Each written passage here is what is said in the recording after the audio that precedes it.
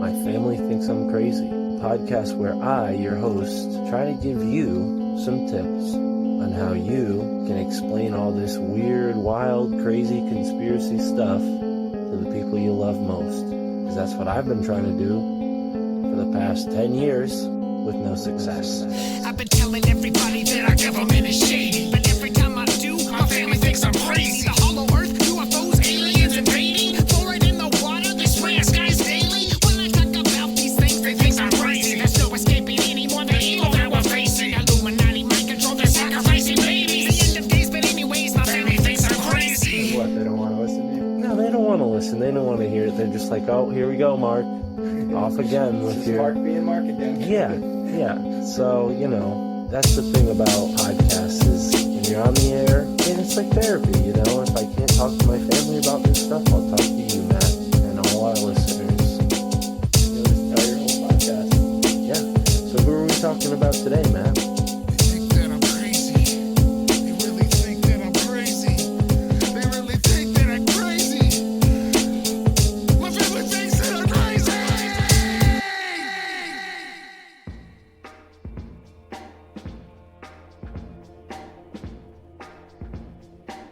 What stop are we at? Oh man, I gotta stop taking the bus. People on the bus smell. Oh, look at this guy. Oh, don't sit next to me. Oh my god. Oh, that's weird. Reading a book. No. The same book I have right now in my backpack. Hey, mister, what are you reading?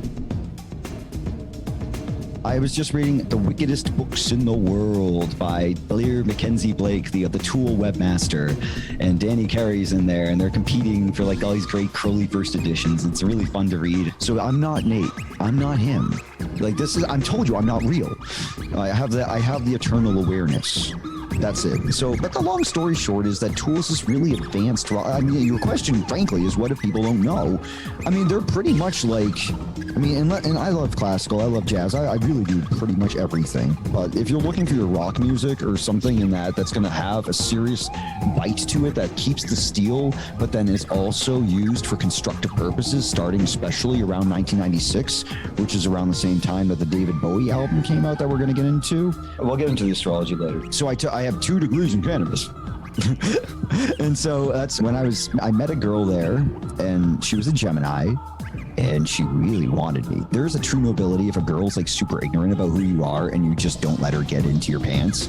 Like there's like actually nobility. There's one girl who thought I was some surfer dude. We can get into the mind bomb of the time if we need to. We don't need to though, but that was prominently displayed on the screen with what Marilyn Manson was engaging in. We can even talk about that woman who says that she's the real life 11 with Jennifer Symes, but 311 will come up several times because the 311 is a 333. Just like in the Discordians using the 17 and the 5, when you take, or what is it? I think it's 17 and 5. When you take 17 minus the 5, you get 16.5, which is 33's. Yes. So anyways, you can get to a 33 from the Discordian numbers as well. But I just wanted to put that out there because that needed to be said. That's a puzzle that no one's been looking at. So anyways, just full of fucking puzzle keys. All that. So Tool, they're badass. They'll evolve you. They're wicked fun to listen to, advocating their music after Undertow for the purposes of which I'm speaking. I dig all their stuff, but yeah. And I'll tell you what, I lost my virginity. Here we go. Here's hot stuff. It was real bad.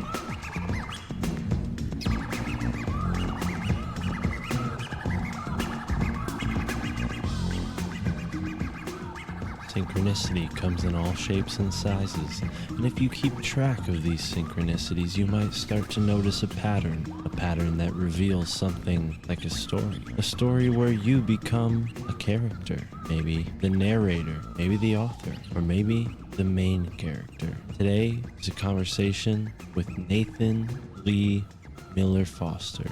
Tighten your seatbelts and prepare an indefinable collision of extraordinary minds.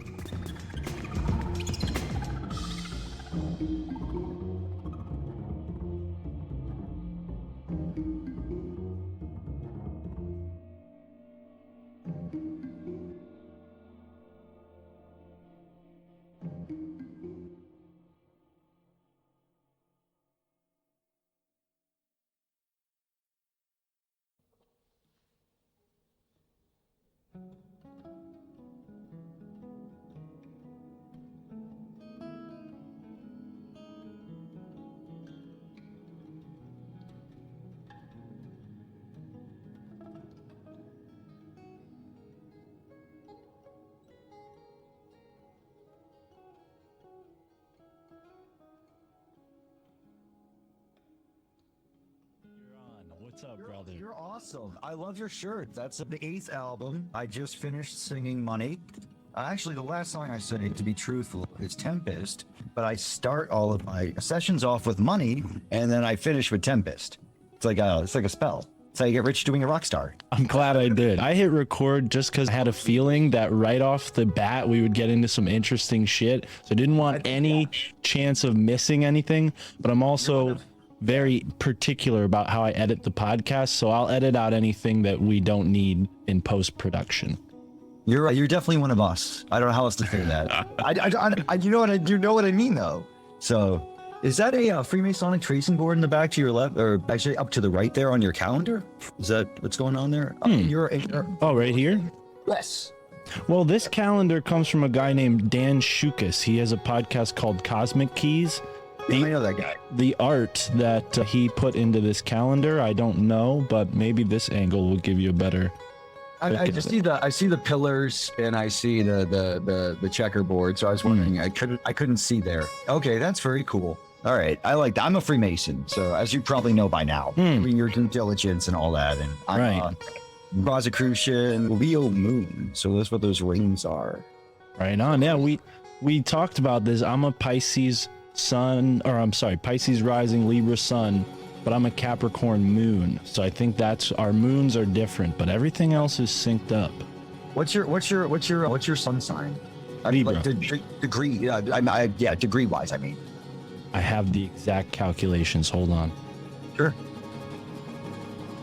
I am like high and dry, as in like I have like an excess amount of keef that's resting on top of scraped off green. That's going to be the one hit I take this entire time. Okay. So I have cannabis, I have coffee. I just wanted to make sure the C and the C, and of course the third C, because there has to be 3 C's. It's a word that we're not going to repeat, but it has to do with women taking their tops off. So, I think the cannabis, coffee, and that are the 3 C's to heaven, my friend. Yes. I think that's the truth. So 18 degrees, 20, whatever 20 is. Seconds. Yeah, so basically 18 degrees then. And so that makes you at the 3 Libras, like perfect circle. You're in 3 Libras. Because that's the 3 of swords. So that's how I connect that. Because you could say 3 Libra is the 3rd decan, which is the 4 of swords, which is the truce card, whereas the peace card is the 2nd one. And International Peace Day is September 21st. So then you have that, matching up a little bit. Anyway, yeah, just tell me what to say and I'll do the thing. What are you? Yeah, well, I wanted to just meet you first, because I felt like this is probably the one podcast where this is the most important phase. Other guests, it's like, yeah, let's whatever, we know each other, let's get to the topic. But with you, I'm like, I want to get to know Nathan Lee Miller Foster, because you're such a unique character, and I feel like we have a lot in symmetry and resonance that will sort of peel back like an onion throughout this conversation. But I recognize that. Go ahead. Real recognize real. So let me share one quick synchronicity with you. So not sure if I have my little notes to jog my mind, but I'm not sure if you have listened to my show that I do with Michael Wan. But what is so strange about that is me and Mike were buddies. I've met him a couple times, and I've gone down. I love him. Shout out to Michael. Shout out to Mike. And we are going to get you on that show that him and I do together at some point. Hey, cool. That's going to be a frenzy. It's going to be a wild time. Well, it is an interesting show. We do it over the phone, so it has a different dynamic. He likes to walk and talk, so it's got like a real flow to it. Like he'll just be walking through wherever he is at that moment in time, and makes for another, breaking that fourth wall dynamic. But check this. 6/6 is your day, right? Something about 6/6 is important to you. June 6th. I'll let you. Do you want me to just say it quickly? Please. Yeah, so I became a cult fan on June 6, 2006. Right. And I reached out to you on June 6, 2022. Yes. But on June 6, 2021, you released your episode with Michael Wan. So I'm like, holy shit, all of it's coming together, because Mike is the bridge for me. Without giving you my whole life story, if I had never had come across Michael Wan's work, I probably wouldn't be doing what I'm doing now. And my podcast is just one side of what I do. I have a podcast cooperative where I help independent podcasters. And then I have a job for Sam Tripoli, Tinfoil Hat, and I book all the guests on Tinfoil Hat. So this is sort of like, for me, Michael Wan is kind of like a battery that got plugged in and all this like energy came, and then somehow him and I met. You know what I mean? It's just larger than life stuff. But anyways, Go ahead. I'm just gonna say, like, I feel like that's happening to me with my Michael is my Michael. So I'm you. In this metaphor, I'm you. Adam Curry would be my Michael Wan. Okay. And we're going to talk about that today too. I hope so. Well, we're already recording, like I said, so we can just get right into it, and I'll post produce like a snappy little intro to make us both sound like geniuses. But Nathan Lee Miller Foster, brother, I'm excited. There are other synchronicities that'll come up later, because we're going to get into the whole Jennifer Syme matrix. But yeah, let's start off with something maybe more light, and then maybe we'll also try to end on a light note too, because that's good. You know, but another role model or mentor of yours, which we share in common, is Chris Knowles. He's been on this show twice, and that topic is sort of in his vein. And I've heard you talk about, at least in your most recent episode of your show, not Six of Swords, but Six of Discs. I heard you say that you're sort of ready now for, I'll let you say it yourself, but what I gathered was that there's this sort of growing Nathan Lee Miller Foster energy. This energy is rising, and people who are out there in this podcast world haven't even been hit by the Nathan Lee Miller Foster wave yet. And what you said to me on the email was, hey, let's make this the most intense episode yet. Well, here we go. Here we go. People are going to learn from the My Family Thinks I'm Crazy podcast what's going on in the ether. I like it. I'm on board, and let's do it. Rock on, man. So we're recording. We're in this. Like I said, you have a show called Six of Swords, but that isn't really saying enough, because you also have the Six of Discs, you have the Six of Cups, and you have the Six of Wands. So if you could maybe give us a quick 101 on that and how you started your podcast. Sure. And when we clone Michael 6 times, we're just going to change it to the Six of Wands. That's the worst joke that will be all show, and that's a lie. That you will only go downhill from here. So yeah, before I smoke this is my favorite little bowl, by the way. It's an old school Rasta bowl. It's kind of, it's hard to see. It's red, yellow, and green. Anywho, enough about my bowl. It sounded homosexual. All right, so I hope I can say that. It's too late, but you'll edit it if I can. No, everything goes on this show. Okay, great. Yes. It makes me feel comfortable then. You know, the Pisces we just want to dance. Also, we'll get into the astrology later. So my show is the Six of Swords, just like how it's not what you said, it's how you said it. The word and the tone is the secret there. And of course, then you have that being the card for success or earning your success, which I feel amenable to, because I feel like any success that's not earned is on a faulty foundation. And I care greatly about a foundation. And so far, so much that I made my podcast a 4-square podcast by taking in the energies of all of the 4 elements and then designing a show based around each one of those. So the cups is a round table. It's pleasurable and fun. And we just like whatever, it's free flowing. Like you mentioned about that kind of energy. Cups is not that show without that. It's all got to be it's all like whatever. Let's just be goofy. Six of Swords. I'm very serious at times. My mom, when I was a kid, I was like, Mom, what was I like when you're very serious? I'm like, okay.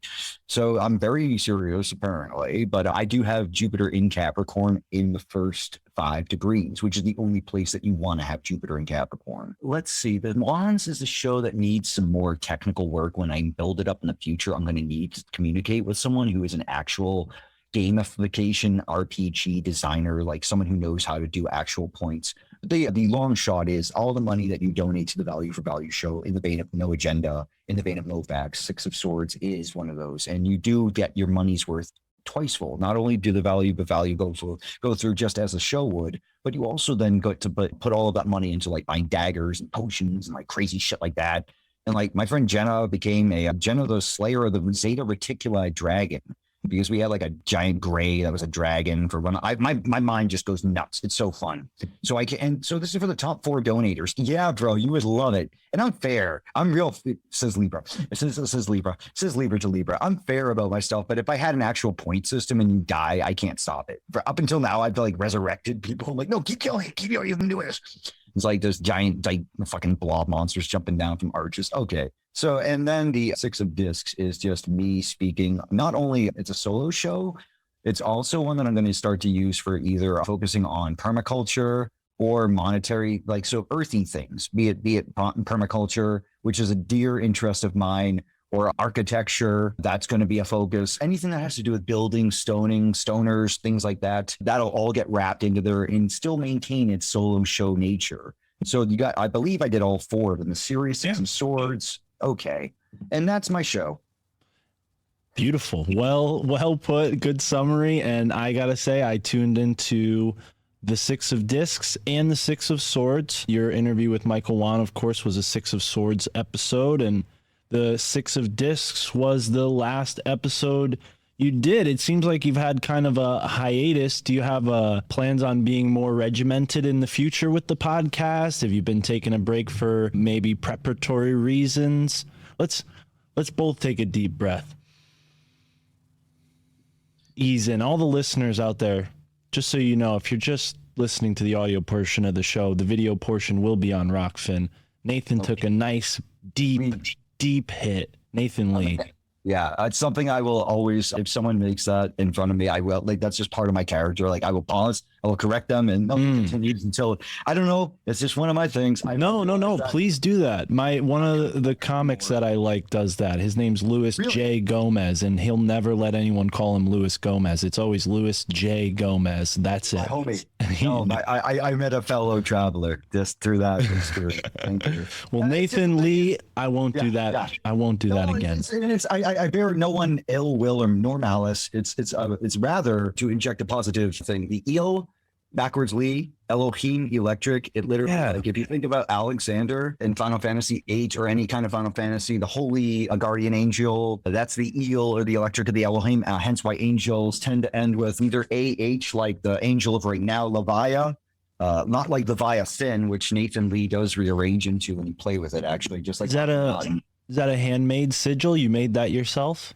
I did. We'll get back to the Nathan Lee thing just to say that Nathan Lee is the holy gift. That's the short of that gift in holy. That's why it's important to me. And that's part of what we'll probably talk about. Yes, I made that. I did the entire 72 Angels deck. I did the Deccan Walk, and then I did the 72 Angels of the Shemhem Everesh last year. So you have to make a seal. You have to get on, you have to, you do the thing basically where there's a prayer attunement. And I did every 5 days, all 72, which is like, if you're like things get busy, and it's really easy to get off track if you screw it up, and you can't you can't do the whole year if you don't do that. So yeah, I did the 72 Angels, and I would suggest it. It's a White Lodge type of magic in my estimate. That is my allegiance, like chaotic and good. And that's, to the upward spiral or up and to the right, unlike JFK, who is always dark magic. Please pay attention. Please, no, I'm talking to everyone. Down and to the left or down and to the back is what they kept saying about him. That's a downward spiral motif. That's a dissension motif. Now, please keep in mind that we are upward spirals, or that is at least my profession. Other people may choose. I would advocate. Otherwise, it's like Camus says, you act in the way of the world that you would advocate others to be. This is a paraphrase, but basically the way that you are in the world justifies it for everyone else. There is no hypocrisy in that sense. So yeah, I did the angel seal. In the White Lodge, angel seals. That was a sort of a unique sigil there in black and gold. Are the color choices important with Silver that? Too. Silver as well? Yes. In fact, I have Adam Curry's, I made him and Tina an anniversary card. I use the same. It's literally to hand. So I'll just... Nathan Lee, there are so many threads we could parse through with this conversation. You're bringing up so much stuff. Every sentence gives me 6 more ideas. So Yes, I was turned into drugs when I was a fetus, so that's what happens. well, let's get back to that fetal stage. Maybe we need to start, because I think a lot of my episodes start this way anyway, so why break format? As you're breaking your leg. Start from the beginning. Tell us where Nathan Lee begins. How does this story begin, and how do you get from being a very serious kid, as you described, to being someone who gets in contact with 72 angels through the White Lodge? That's beautifully put. It's an intergenerational thing. My life is largely the higher self planned this, I think. And while people live in fear, I live in love and ecstasy. And so I'm not afraid of any company. I certainly don't condone any behaviors that are going to hurt the innocence. Like you mentioned, that time of life. We have to be really structured and nurturing for the kids. Permaculture, trivium, and quadrivium. I just like to start. If there's one message that we got from this, just teach the kids the right thing, because we can upward spiral and getting them. So I'm alluding to Disney when I talk about negative companies and bed knobs and broomsticks. They have my birthday, 13 to the witch. I just was at the Robin's Nest, which is a home witch store or home magic store for me in Bellingham. My home magic store is the Enchanted Fox, but they were the Robin's Nest. Shout out to both stores. If you're in Massachusetts, check them out. They just had their 13th anniversary. Have I told you I'm in Connecticut yet? I think I told you in my first email. Okay, good. Oh, yeah. Just getting that out of the way. Okay. I think I've been to the Scottish Rite down near you. So New Haven? I think so, but I'm not sure. There's like 5 down there. They have like 5. Yeah, they have like 5. And just in Connecticut, there's like a whole bunch. And that's in Northern Scottish Rite. The Scottish Rite's weird. It's like split into the Southern Masonic jurisdiction and the Northern, not the York Rite, not Masonry, but the Scottish Rite. And it actually is weird because it goes over to like Wisconsin, and that's where the West starts. It's like a weird. Anywho, 13 years, witchcraft number, obviously. Witchcraft genealogy. We'll get there quickly, but I'm giving you like a hot plug-in play of the 3 stages of the most stunning. I don't like the word synchronicity. It's been beat to death like a dead horse on fire, but like I really prefer divine feedback. That dead horse is behind me. It's been lighting up my room. We use that word maybe too much for your liking on this show, but it's a big theme in my life, so I'm not insulted. No, divine feedback is how I've referred to it, because it's still a thing that's happening. And I'm a musician, so like feedback makes sense. Amplitudes and wave cycles and forms and upward, the upward spiral is a feedback loop. Everything's a feedback loop. All behaviors are a feedback loop. Right. Feedback loop. That's fucking wrong. All right. So anyways, the point is that when I was a kid, I was already on fire, meaning and by the way, the fire at the center of the soul is the fire at the center of the pyramid. And that's why a pyramid is a great representation of a human. Anywho, so that's just something I learned from Jane 108. And also shout out to Robert Edward Grant. Those are Saturn teacher and Jupiter teacher for me, for my sacred geometry. So much is happening. Long story short, Disney had 13 years before my birth in a movie about witchcraft that uses John Dee's name and Astaroth. Can't even get into the Astaroth, but those who are in New York know. So the point is that this is all happening. This is happening, as Pluto would say. This is happening. But fucking Pluto. I have Pluto at 00 Scorpio, which is like the most intense place to have yes. That's why this happens. This is why this is. So Bed Knobs and Broomsticks has my birthday on the side of a car. Pop quiz. What's M in Roman numerals? You know this. L is 50. C is 100. M is 100. Well, 1,000. Oh, 1,000. Millennial. Okay. Centennial. This is how people can shorthand it. Makes sense. That's exactly what I thought. I was like, oh yeah. All right. So if you take the ones place, tens place, and hundreds place, you would put the M next, like by logic, and then whatever number. So it says 2/2/9/1984, which is my birthday, in a Disney property. Isolated things are a one-off event, as we know. 2's a divine feedback, and 3's a pattern. So when you look at then Gravity Falls, you've seen Gravity Falls. Fucking awesome show. Disney show. It's the X-Files of Disney. And they have 2 stoner kids in there that are best friends. One's Nate, the other one's Lee. There's a character named Nathan Miller in the show Deep State. My band is Nathan Lee and his Deep State. They have twinned me with the character Mike Howell. I am Mike Howell, or Mike Howell is Nathan Lee Miller Foster. That's a crazy thing that happened. So you can look up the time American Ultra, fortunately or unfortunately for my sins, was released as On My Moon, with the sun on my moon. When you look at March 16th, the moon was on my moon, which is the Great American Eclipse moon of 28 degrees Leo. Yes, the one that caused the Great America. Fucking course it is. Because I'm born on 00 Libra, which is the equinox. So I have the equinox sun and the eclipse moon with the Fama hot rising 5 degrees Pisces. That's a rock star on my rising sign. Why the fuck wouldn't it be? I have all 4 royal stars in my chart active. To get back to the point, though, this has my birth to the day. We have Nathan Lee in Gravity Falls. We have Hocus Pocus, which here's the kicker. I was just in a Jungian dream group, and one of my members asked me, she said, did you go through a witch trial yourself? When I told her the following information, which was last year I found out on Mother's Day that I'm a descendant of a woman that was hanged in Salem. Then I found out on Father's Day, the other day related to our parents, who she was. And of course, I would later find out the only man killed in Salem was killed on September 22nd. So, and just like Nathan Hale, who said, I wish I had but more than one life to give for my country, died on September 22nd. And just like my ancestor on my father's side is Jonathan Harrington, who was the first gunned down by the Redcoats and lurched and died in his wife's arms at the Harrington House, Lexington, Massachusetts. Lexington, Concord, New England guys know. So I'm throwing it all at you just to get us all caught up. I am a descendant of a woman that is murdered or martyred or murdered for witchcraft. His pictures are hung, people are hanged. And I want to throw love on Susanna Martin's name. It is part of my ancestral karma. And so in Hocus Pocus, they obviously tell the tale of the Salem. It's 1693, but 1692. I mean, come on. It's obviously the same thing. And so that Disney made a film about my bloodline with my birthday in a witchcraft film with 2 guys named Nathan Lee in the X-Files-y thing. You see it happen with other films. And by the way, the one I was circling all the way back around to now is Better Nate Than Ever, with the character named Nate Foster. That just came out when I was going on stage in Cancun for Miguel at the Astronosis conference the day before I went to the Magician's Pyramid, and cannot talk about what happened there. But I was asked to perform, if you will. I was asked to recite a prayer, and I had no idea, and I can't say any more than that, but that something happened there at the Magician's Pyramid. Hello, magician, as above, so below, just like the Pythagorean triangle. But anyway, so let's get focused here. Basically, I know, right? What the fuck? No, they just dropped it in me, dude. They literally dropped it in me. Like, I think I'm making myself clear. The cold crystal just, it's like, hopefully they use lube. Okay, the point is that all those movies have a connection to my life. And you say when I'm a kid, it's like I wasn't even a kid. I was here before. This is just now where I'm at. So right. Okay, what's the next question? Where are we going?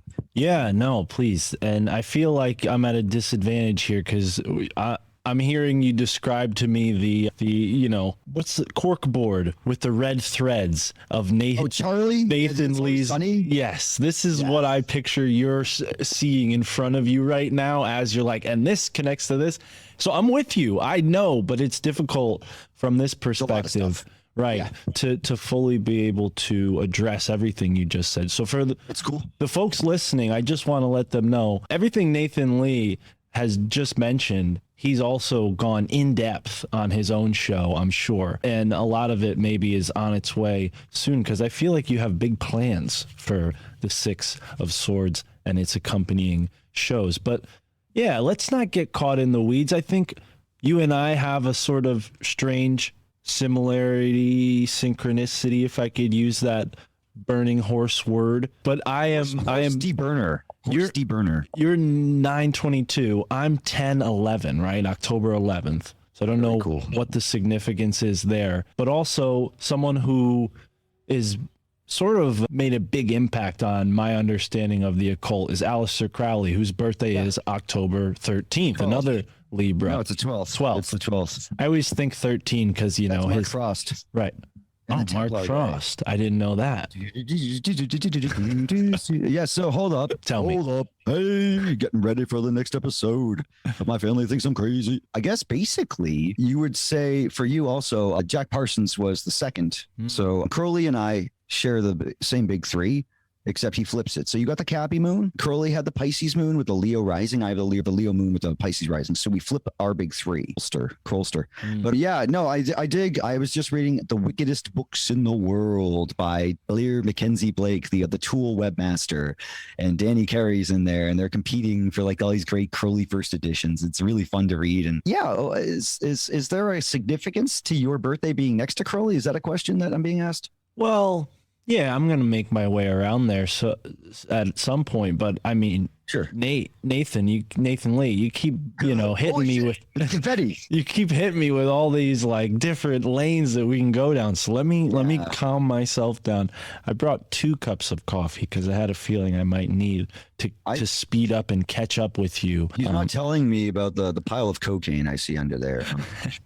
Dreadfully feeling left out of this. And I need to change camera angles. Hold on. Cocaine. They can't see that. It's a hell of a Mayan calendar. Okay.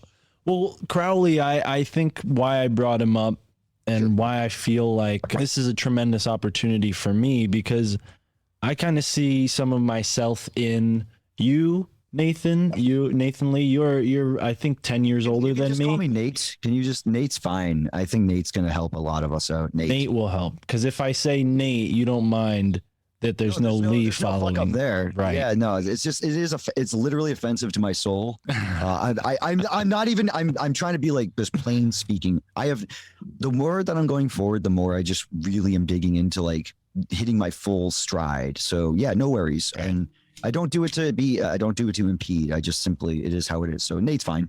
Okay. So better Nate than ever.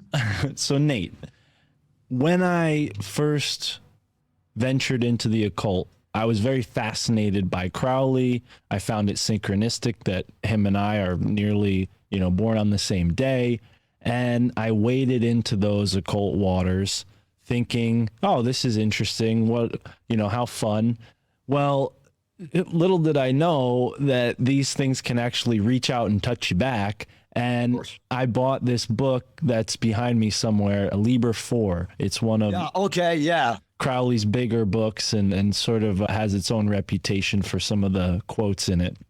But I brought this with me to work at a cafe in New Haven when I was a barista, and I magnetically attracted a homeless person who, without seeing the book at all, randomly in a fit of rage told me he was the second coming of Aleister Crowley, right? Yeah. And this was like a smack across the face, like, whoa, synchronicity, right? Because at that time, I was almost like pseudo-atheistic about some of this. I was entertaining shamanism, but kind of like prove it to me kind of attitude. And that's been drilled out of me through experience. But I'm wondering if you could retell us some of your early synchronistic experiments when you started getting into this stuff. I mean, now as a Mason, right? I mean, it's sort of become a bigger part of your life, but when did this, like at a younger age, really start to like, when did you appreciate the realness of it? Or have you always? I don't know if the Masonic or the Rosicrucian or even the Institute for Hermetic Studies, those 3 groups, that's the 3 groups that I'm a card carrying member, basically. I guess Cosm would count too. I need to re-up that. So I'll count Chapel of Sacred Mirrors as a 4th one there. There's probably a 5th one that, I'm an Invisible. I run the Invisibles reading group. Yeah, dude, we do a reading group beginning on 11/11, and we read the Invisibles and discuss it. And there's a special physical component, and there's all this, and we do prayer groups. It's just wonderful stuff. But yeah, so 5 groups of whatever I just said, those count. But yeah, no, as far as like seeing it just like ratcheting up, all the things that I've become a part of or have become a part of me, that's all part of the divine feedback itself. It's all part of my extension of my not just will, but my purpose. If I'm being asked about connections to the Crowley material, it certainly is alluring at certain points. And it definitely, I'm about to purchase a book by Keith Reddy on the AA, just talking about his research into that. And I think it's the Institute for Hermetic Studies or something in Amsterdam, something similar name like that put out the publication. So I would put that towards others to look into if they're looking into wanting to learn more about Crowley. A scholarly research of the actual Argentum Astrum would probably be one of your beefiest, places to sink your teeth into before you realize that, yeah, that's just one thing. And there's actually better stuff like G.G. Young. Oh yeah, I'm a member of her thing too. I keep forgetting these things. G.G. Young and Dark Journalist are the 2 people I would most advocate you putting your energies into. G.G. is a magnificent, marvelous, clairvoyant. She's just really on the button. She knows about how the Greys are actually not aliens. They are us. In fact, if you want me to get all up into this, but basically like Lamb, not Iwas, but Lamb looking like a Grey. The Crowley stuff's going to be connected to the degeneration. It's the degenerate stream, whereas I swear allegiance to Yahushua or Jesus Christ. No one saw that coming, but no, it's true. Sophia, Christ, and I would say even Kukulkan. It's a Quetzalcoatl, and now those three. That's my holy trinity: is Kukulkan, Jesus Christ, the Son, and of course Sophia is like the ultimate. That's Sophia. She's in the Gnostic cosmogony at least. That's my. I swear allegiance to those. I am White Lodge. Like I can't make this more clear, like Rudolf Steiner style. So no to the crow, even though I say Crowley. Wait, Crowley is holy. Crowley is Valley. That's correct. So whatever. Say what you will. Do us thou speakest. But nah, man. I would say spend your monies and time and not getting your soul fucked up by hanging out with people like Gigi Young and people like that. That's where I'm at. I mean, I do your thing. We have the local Knights Templar Lodge in Salem, which looks like it's like completely decrepitated, and they're only allowed or authorized whatever to do up to the 3rd degree anyways. I mean, man, if I wanted to get all up into Kalas and stuff like that, I'd just join some kind of like Sufi or something, man, whatever. So you asked me about Crowley. I don't have too much time for that. Not really. That's better. There are better things. Yeah. And I agree. I think that's a whole nother conversation. I really only brought him up to show maybe an example of where the objective bled into the subjective in my own life, right? Yeah, sure. And I'm wondering if you have any parallel totally experiences. Yeah, I thought you asked one question. And that's all right. This is bound to happen. I want to sort all of these out. We're going to completely be clear by the end of this. There will be no misunderstandings. Oh, no, I'm just going to make it more confusing now that you've said that. I'm going to start speaking backwards. Also, I am wearing a shirt that says Hellboy on it right now. So right it's actually Hellboy's Dispensary. I thought it said Shell Boys for a second. I was going to ask you if you had it was like a shellfish thing, but okay. Hellboy's Dispensary. Right on. You don't need to muscle that joke in here, but I'll pop muscle shellfish. Come on. All right. I'm going to clam up. Oh, God. That's a whale of a joke. Oh, God. What have you done? You madman. You fool. You have destroyed us all. Okay. So here's the point. I guess like besides always, okay, my mom, again, related to me, and I believe Jeff knows this, my little brother, Jeffrey Niles Miller Foster. He doesn't have the same inclinations as us. He would be one of those family members who thinks I'm crazy. By the way, one of the things to play the role of the Pisces rising is to be the weird one. So there's also like your show is perfectly named. Thank you.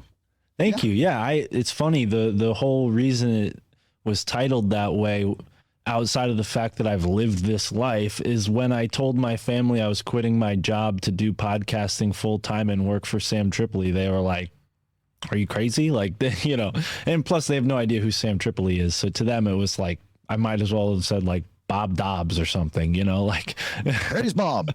Praise Bob. But yeah, I have actually interviewed Reverend Ivan Stang. I don't know if you know about the subgenius, but July 21st. Yeah, Miguel actually I just convinced Ivan to do the character Mike from Twin Peaks. Actually, that's a real thing that just happened. Yeah, dude. Like, we're all up in the same mix, dude. Like, this is happening. Dude, this is unbelievable. I actually just talked to Miguel Connor yesterday. I'm going to be on his show next week. So I wonder how he knew about you.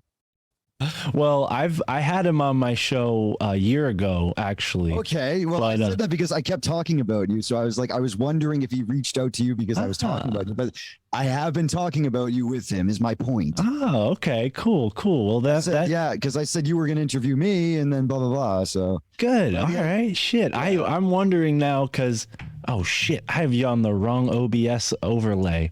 This is not the right show. Let me change that real quick.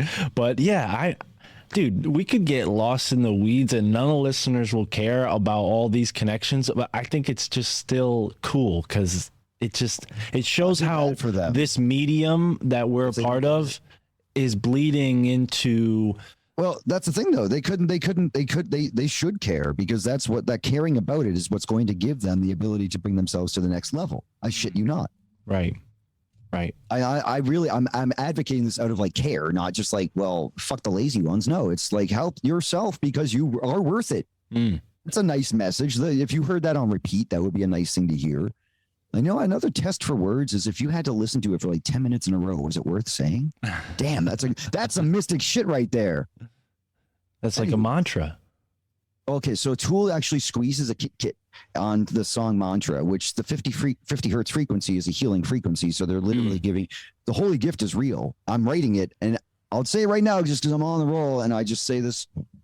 Gloria in excelsis Deo, and may this always serve the Most High. Alex and Allison, I love you. I would love it if the work that I use is used as a sacred text at Cosm. When I met Alex, he called me Imaginathan. Bro. When I told him about the holy gift. This is okay. I'm so glad you reminded me of this because, okay, so I've been to Cosm 5 times. Okay, not the Manhattan one, but the one that they have now, right? So Wappingers Falls. Right. Which is a sacred space. It's on the Hammonasset ley line, which is Glenn Kreisberg's work, Spirit in Stone, and a fantastic book for us New Englanders because it's very connected to, as well as Manitou Stone. Other different story for a different day. But I've been to Cosm. I've met Alex Gray.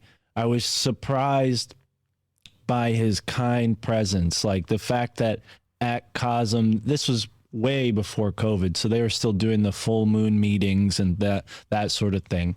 So I'd be curious to know if we were both at the same full moon meeting. That'd be. So we're gonna find out right now. I was thinking the same thing. I feel like we might have been.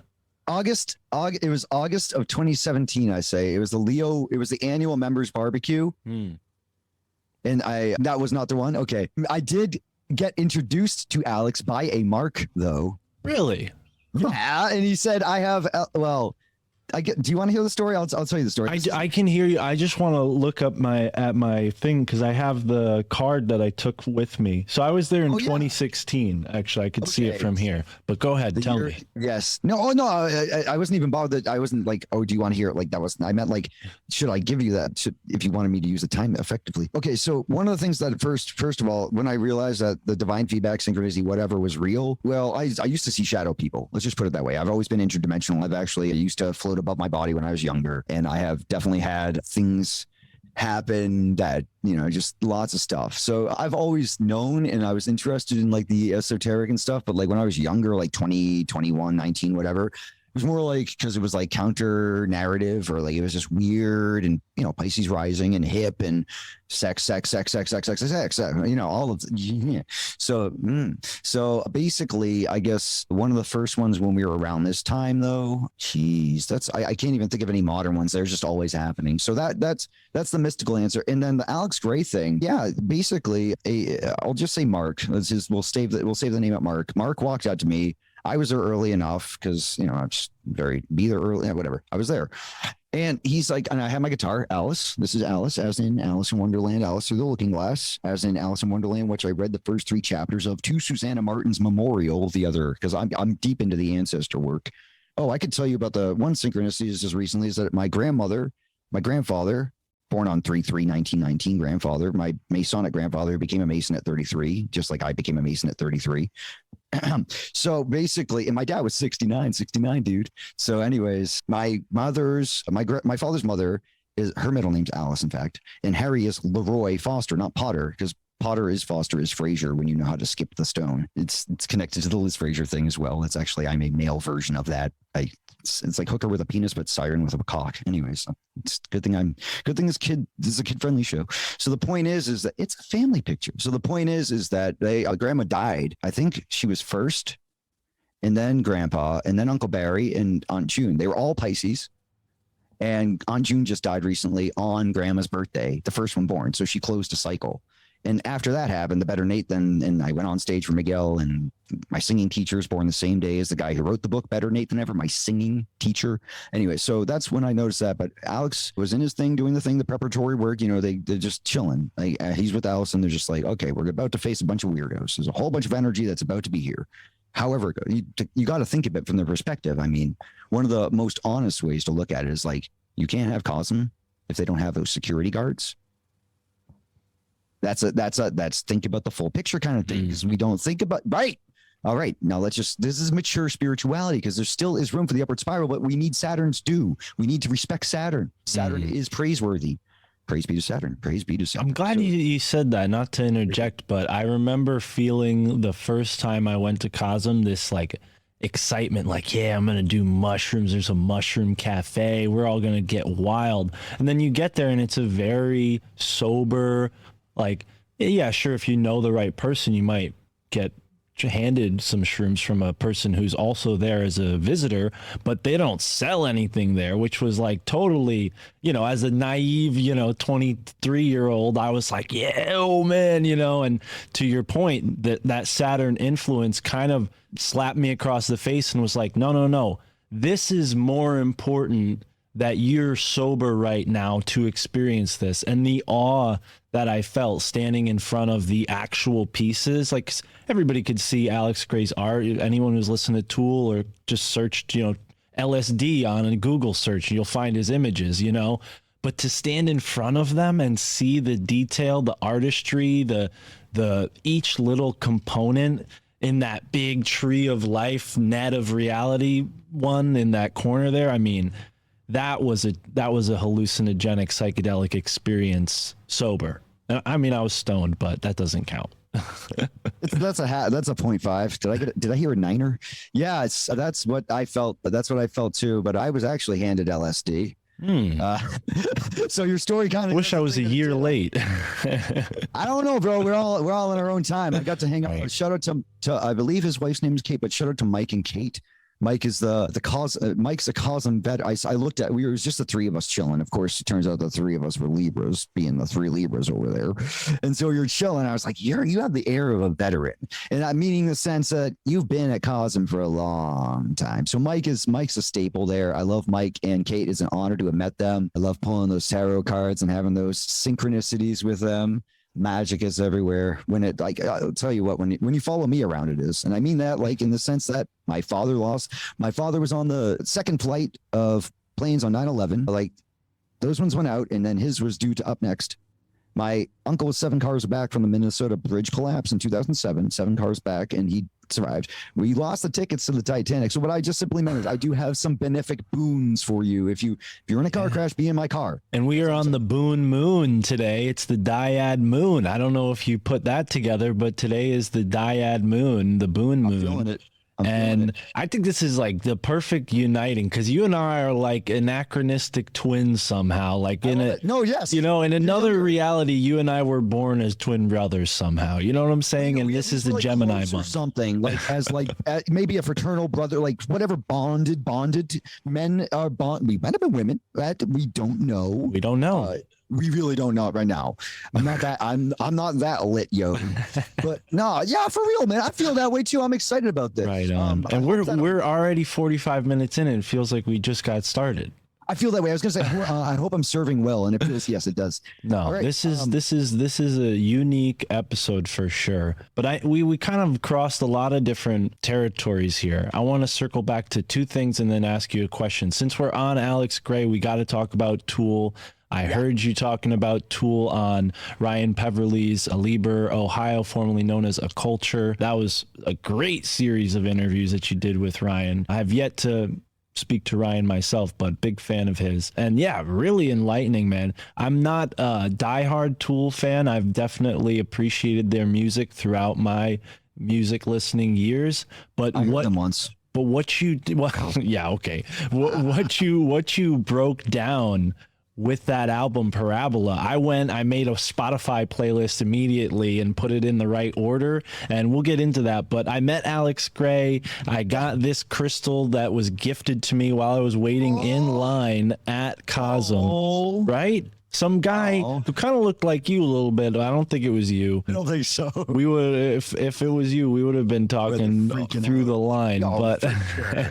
But yeah, no, it was a really. You believe Bill Gates? Oh my God, that's what we would have been saying. Fuck Klaus Schwab. Well, I mean, geez, back in 2016, that was when the trickster energy was just kicking off, you know? A lot of people say that about 2017, about the initiation. Well, you know what I mean? I'm just regurgitating what Miguel Connor said to me yesterday. Sure. Well, can I just say happy birthday to the actual president right now, Donald J. Trump? It's his birthday. Oh, shout out. I'm just saying. Right on. Actual, not bibbling, Bibble. What's the last Pussifer song? Old Man Bibble? Yeah. All right. Keep going. Excuse me. Sorry. No, it's all right. I'm trying to phrase this into a question, but shout out to the Don. Today's 6/14 as we're recording this. Flag Day. Right on. Yeah. So let me ask you if you would, because Alex Gray, Tool, those are like two birds of a feather. Tell us a little bit about this. When did you first realize there's something about Tool that needed deeper examination? Oh my God. No, you're going to love this. When I was a kid. No, it's always been here. I'm not kidding. Like, I'm almost like, I'm not real. Like I look at people. I'm like, I'm not real. Like, I just walk up to you. I'm not real. It's okay. Just see you later. Not real. Bye. Not real. Nope. Don't get it twisted. Not real. Nope. You're thinking I'm real. No, not real.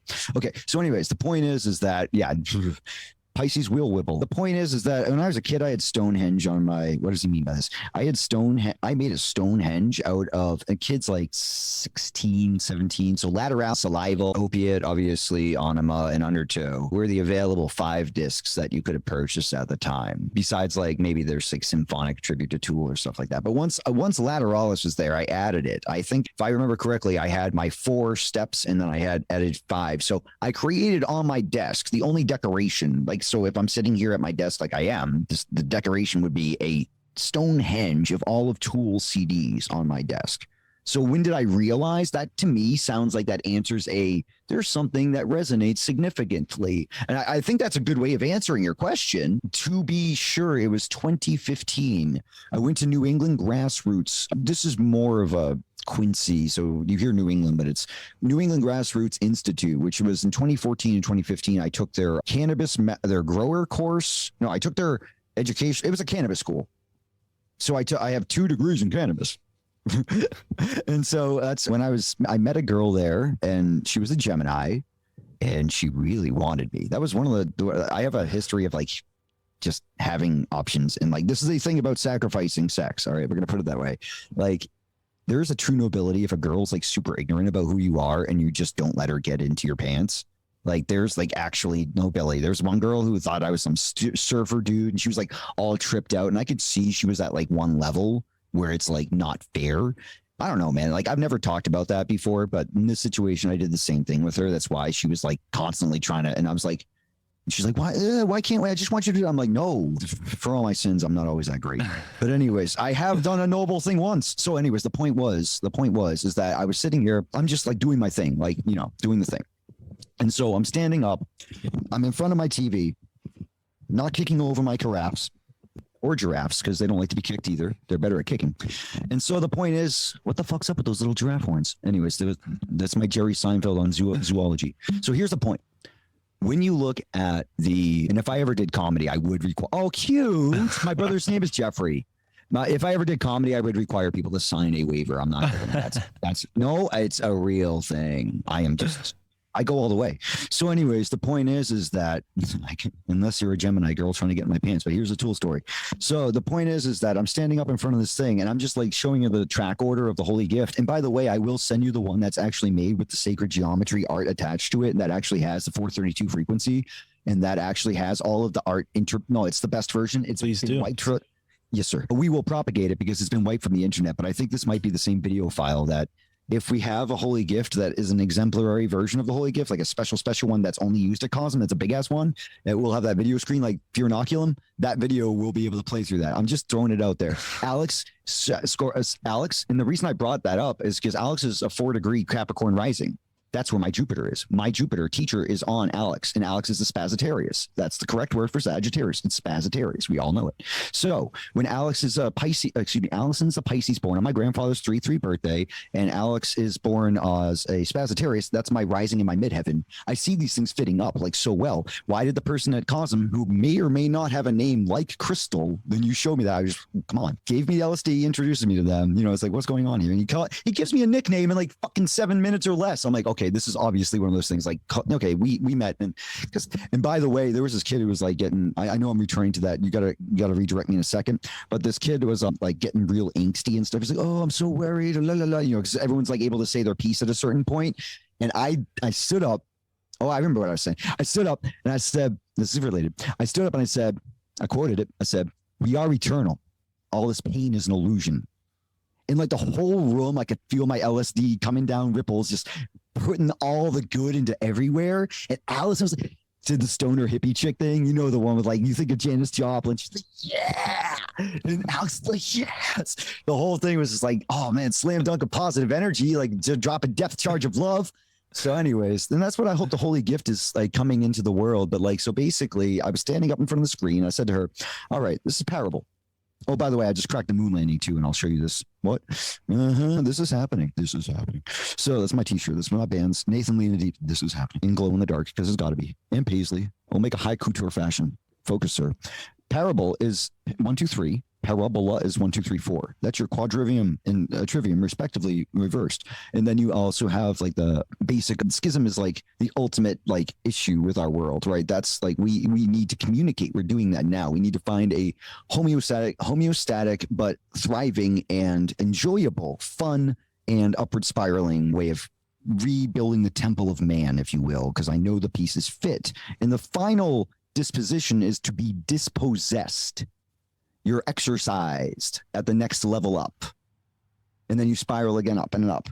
And that's why D.M. Turner, that's the character on Fear Inoculum. Oh, by the way, when I saw Fear Inoculum on tour, you know, I was at the concert where guess who showed up on stage? Directly across from me, like linearly in the system of the stadium. Yes, Alex was there. Fucking A, right? On Justin Chancellor's birthday. Drop it again.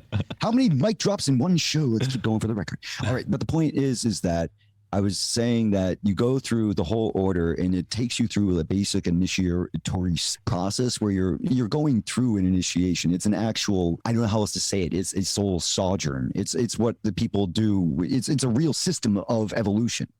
That's how you put it. And you know, there's Rosicrucianism and Masonry and all these things.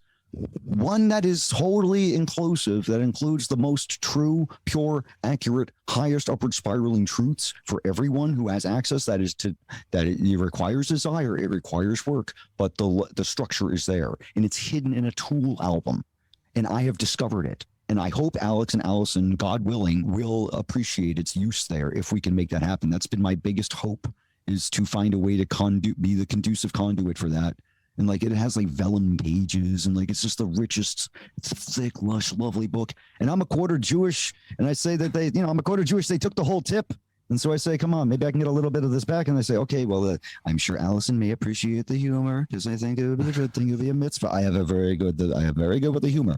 And Alex likes the fact that like when I met him, I positioned my body at like a 45-degree angle away from him. So energy goes this way. And like, you could tell that I was doing, he's like, wow, I appreciate your awareness of my situation. And that's almost like how he talks, right? That you did a spot on impression of him just at the first, until you realized, and then you lost it. You're so smart. You're so keen. You're so aware. That's quite observant, sir. Wow, that was really good. I love that. Okay, I do impressions all the time. But anyways, I can picture meeting Alex too as you said that, and I remember he has this very receptive energy, very receptive, almost too receptive for his own good. Right. He is a Sagittarius, right? And that's just excited. And I mean, that's my midheaven is in Sagittarius on where the full moon is happening right now. This is all happening for a reason. This is my career house and my 10th house. And I'm very excited. I'm very present. I'm willing. I want to give you the best that I can. That's where I'm at. So if you would, maybe you mentioned discovering this major discovery in the Tool album. Can you maybe break it down for the audience, even those who aren't familiar with Tool, and even give them a reason why they would check the band out if they hadn't before? Wow. That's so, yeah, because like I'm coming from such a different, right? It's like, oh man. Okay. So if you want music that is actually going to serve your soul and be enjoyable and have a bite to it. Tool will do that. Other earlier stuff like James Keenan knows that he cannot atone for what he did with, the F you, I'll kill you type lyrics on Opiate, right? Like, oh, I could just shoot you. And like, he says all these things and he's very aware. I mean, that is one of the most gifted, aware, adorable, loving, excellent men. I don't know why. I feel this way. He's also an Aries. He's kind of just gotta love him. Anyway, so also he dropped guys, I know I'm getting ahead. Okay. So it's music that's really intense. It's made by these 4 guys. They used to have a different guy who was also a Taurus, but they got rid of D'Amore. They got rid of the Extra Venus, which Carrie already filled that. That's the drummer.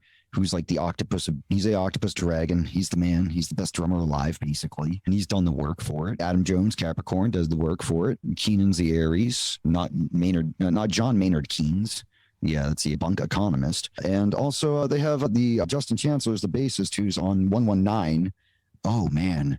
That freaking, if you write down like actress Ruby Wood, please for us to talk about like Ruby Wood, that's part of that Better Nate Than Ever. It's a female, but they're passing her off as a boy. Anyways, I just thought I'd say that. Interesting enough to tie You back. did send me that before we talked today. I remember you sent me that and said to bring it up. So I'm going to take note of it here on my unused notepad that I was hoping to use, but I'm enthralled. Alex's daughter was in a Disney movie too, just to tie it. There's Snow Dogs, Xena Gray. So to tie it, yeah. I'm sorry if I'm getting off topic. No, it's fine. I'm with you, brother. Where was I? What was I just? Well, you were beating around the bush of the holy, blazing, burning bush of Tool. Oh my God, I can't even talk about it. It's one of my favorite things is the story of Moses and the burning bush is one of my favorite stories. And I could tell you, I'm just such a big fan of that. I have real respect for what happened at that situation. So anyways, okay, focusing. I was talking about, I feel like I was going on about something else though. Well, we were going to get to that later on, hopefully. I don't know how much time you're willing to give me, but I think this could be... You have my time. I have awesome. a jam session. No, I expected this. I put this into my schedule. All I have after this, full disclosure, I have a brother coming over and we're going to jam. Right on. He's a fellow craft, so he's at a second degree. I advocate Masonry. I was totally afraid of it. I was afraid. I was literally sucking down the conspiratorial bowl. And it's one of the things that has done the most to make me a better man. Really has been this legacy of gentlemen that I have become a brother of. And there's not every organization perfect. And please, that you'll hear stories of people who have failed to act on the level, so to speak. And that is entirely possible. People can fail to meet their obligation. But if you just work a system, you become, I love it. I love it so much. I would advocate it for any man that is making himself a better man. Right. And women like better men. I mean, it's a good thing. Yeah. Well, and I will say I'm not opposed to interviewing anybody. Unfortunately, the vast majority of Rosicrucians that I've interviewed do not want the audience to know that that's what they're a part of. So I'm not going to disclose which of my past guests have been Rosicrucians, but I have interviewed Robert Sullivan IV, who's a very prominent lawyer in Freemason who talks about the symbolism throughout, the podcast sector. And then on the flip turn, I've talked to Michael Hoffman, who you may know is very vehemently against, at least historically, the Freemasons. And he talks a lot about what they have done in the past. So yeah, I go in any direction with this show. I don't take any of the biases from my past guests with me as I venture into new subjects, but all respect to Mr. Hoffman though. I have no problem with people's interpretations. I can definitely see where some things have not, I'm not an apologist by any stretch of the imagination. I am someone who just simply says, pick up my tools, do the best work I can do. I am not responsible for. Well, it's interesting. It's a wonderful system. Before I started this podcast, I actually was very curious about Freemasonry. I reached out to my local lodge, the Ansanta Way Lodge, and they called me the week before or the week of my first ever podcast. I count this as my first ever podcast. I had done a show before that never made it to anyone's ears on YouTube, but Sam Tripoli had me on his Patreon the very same week that I had this call from the Freemasons. And I was like, you know what? I'm doing podcast stuff now. I just talked to Skull and Bones with Sam Tripoli. I didn't tell them that, but in my mind, I was like, yeah, I don't think I need this right now. So it's interesting how, like, if that thing with Sam Tripoli didn't happen, would I have become a Freemason and not been a podcaster? Would I have been both somehow? You know, it's interesting to think about that. Both, right? I don't think that you've done anything so atrocious that you couldn't join. So. Right. Well, and I'm not opposed to it. Actually, there's a podcast called the Freemason podcast, and they're out of Connecticut, so I might reach out to them as well. And that'd be great. Yeah. But anyways, just because we're all Freemasons and do podcasts and stuff, and that's not even my main bag, by the way. I do have big plans for the Six of Swords, but Rockstar is my actual. That's my profession. I profess to be a rock star. I am a professional rock star. Hold on. Wait, I'm wearing Marooned on Mars lipstick with the neon. Come on, there you go. That's all you need to know. And fact is that I do believe, let me just say this because now people can actually think I'm crazy until it's actually real. I think that for whatever reason, I've been reading the tea leaves, and Molly McCord is one of my favorite astrologers. If you were going to ask me for an astrologer to check out, I would suggest Molly McCord. And she's talking about how there's a lot of 5D stuff happening. Take it or leave it, audience. Well, I'll get back to the tool thing. That's where I was going. I have a really great mind. I actually have been able to train myself to pick up like lots. That's why you're here, brother. So Molly McCord is she's just a wonderful woman. She just released Awakening Astrology through Hierophant Publishing. Definitely a great beginner place to start. And I mean, like, she even, like, I don't even know how she knows it's Nathan Lee and not Nathan or whatever. And like, she's like, Nathan Lee, like, you see on her, she just like did an Instagram comment, and she's like, oh, you are a total rock star or something. It's like Nathan Lee. I'm like, what the fuck is going on? So I feel like, because there's that whole thing with Disney, and there's a whole thing with like Occult Fan and like my family's lineage of Solomon's Ring and stuff. But there's also that Adam plays me in No Agenda's Adam Curry plays me in Swamp Thing, Nathan Stone, the rock star. And I feel like in like a few weeks, I'm actually going to be famous. And I have no idea why. I have no idea why. I realize the words that are coming out of the face hole. Oh, this is a right place, right time. And I'm not going to give myself too much credit, but a couple of my podcast friends have become famous since this podcast has started. Alex Stein, you might know Alex Stein for his recent city council meeting viral videos where he does the like rap songs at the city council meeting. You ever seen him do that? I'm sorry, I haven't. No, it's okay. It's all right. He's I wanted to know your example too. That's all right. And then yeah, there's been others, but we don't need to go and pat myself on the back. I'm not saying that I have an eye for talent, but Nathan Lee, you've been spotted. Oh, jeez. I feel like a Pokemon. He just threw like a at least a master ball. I think they got it. I haven't played that game so long. Anywho, thank you. I that's an honor. And I reciprocally say that you too have a deep well of no end in sight of talent. So thank you. Take that. Yeah. Tool. Basically, if people don't know, like, oh man, I'm starting talking about David Bowie suddenly. That's David de Well, that's what I thought you were beating around the bush to get to that, because I heard you say that there's a connection between you and Bowie, and I can see it. I definitely see it. And we talked recently with a guy named Chad Stemke who talked about David Bowie summoning a UFO at Hart Plaza in Detroit, which is a Stargate portal that the Freemasons built in Detroit. I am going to have so much fun in the next few years. You have just activated that. That is wonderful. Oh, joy. Okay. Well, I got some stuff to show you at the end of the interview, too, because we're on like an alignment called the Arcadian Lay. You might already know all about that, but if not. I don't actually. Cool. I will never profess to know more than I do. And I'll tell you what, this morning, two 21-year-olds schooled me on the word equivocal and equivocate. No, I'm pretty sure equivocal means to make two things equal, but it's actually to speak in a manner that's duplicitous and causes deception, which was based, and we got to that point because I was talking about Tool's Tempest, which is John D and 007, 00 and 7 and all that kind of. Well, and that whole album I heard you say is all about this 7-7 concept. And I just interviewed Crow 777. I'm putting the interview out on the 17th, and it's the 177th episode of my show. So I'm all about that 7 math magic. Absolutely. 7 is one of the best numbers. I love 7. It actually may represent the north node, and 4 might be the south node if I'm doing this. There's a whole other thing to that I actually learned from a person who calls himself 7. Savan Bomar. Take in small doses and I'm not responsible for if you. God bless him. He's an October 22nd, so he's my brother from another 22nd September. I'm the 922. I'm the 1111. I am the nullification of the pain of 9/11. That is one of my goals. Yo, man, how could you not tell that shit bombs? See fucking things on TV so much. Oh my God, where's Chewbacca? All right, anywho. Tool. All right. Tool. It's like, this get back to Tool. quickly. It already got hairy with Chewbacca. Oh boy, oh boy, oh boy. It's 108 into the recording. I just want to point that out too. You did a Chewbacca at 108, exactly 108 into the Praise Ganesh. recording. I am a lover. My God has an elephant head. There's another Ganesh. Yes. Oh, brother. Yeah. All right. I love my elephant. Yes, sir. Okay, we are definitely on a similar. I've rode an elephant. Say again. I've ridden on the back of an elephant at a African or the what's the other one? No, it would have only been an Indian elephant. African elephants are way too wild. You can't tame African elephants. I don't know shit about wild elephants. I'll be honest. I'm an animal.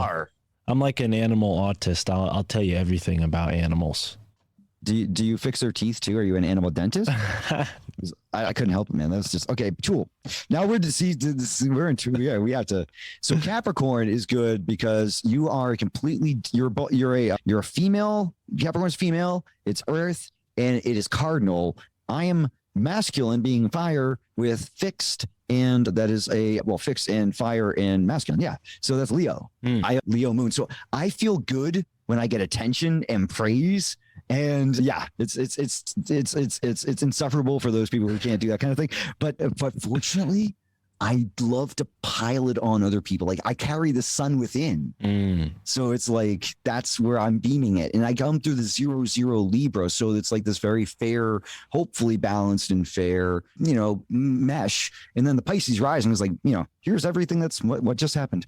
So, okay, Tool. They have different evolutions of their rock music. They started off really trying to bite into the harder kind of stuff with the opiate. Of course, 7268, whatever the demo is, spells Satan on a touch phone. So that was their demo. And then they had the live versions of like Jerk Off. What was the other one? It's not Crawl Away, is it? I don't think it's Crawl Away. Oh, whatever. I can't do it right now. Is it Cold and Ugly? Yes, Cold and Ugly. But they're all super downward spiral type energies. Just like how Nine Inch Nails released those free albums for In Solidarity with that bullshit. Fuck you, Reznor. You're done. Okay, excuse me.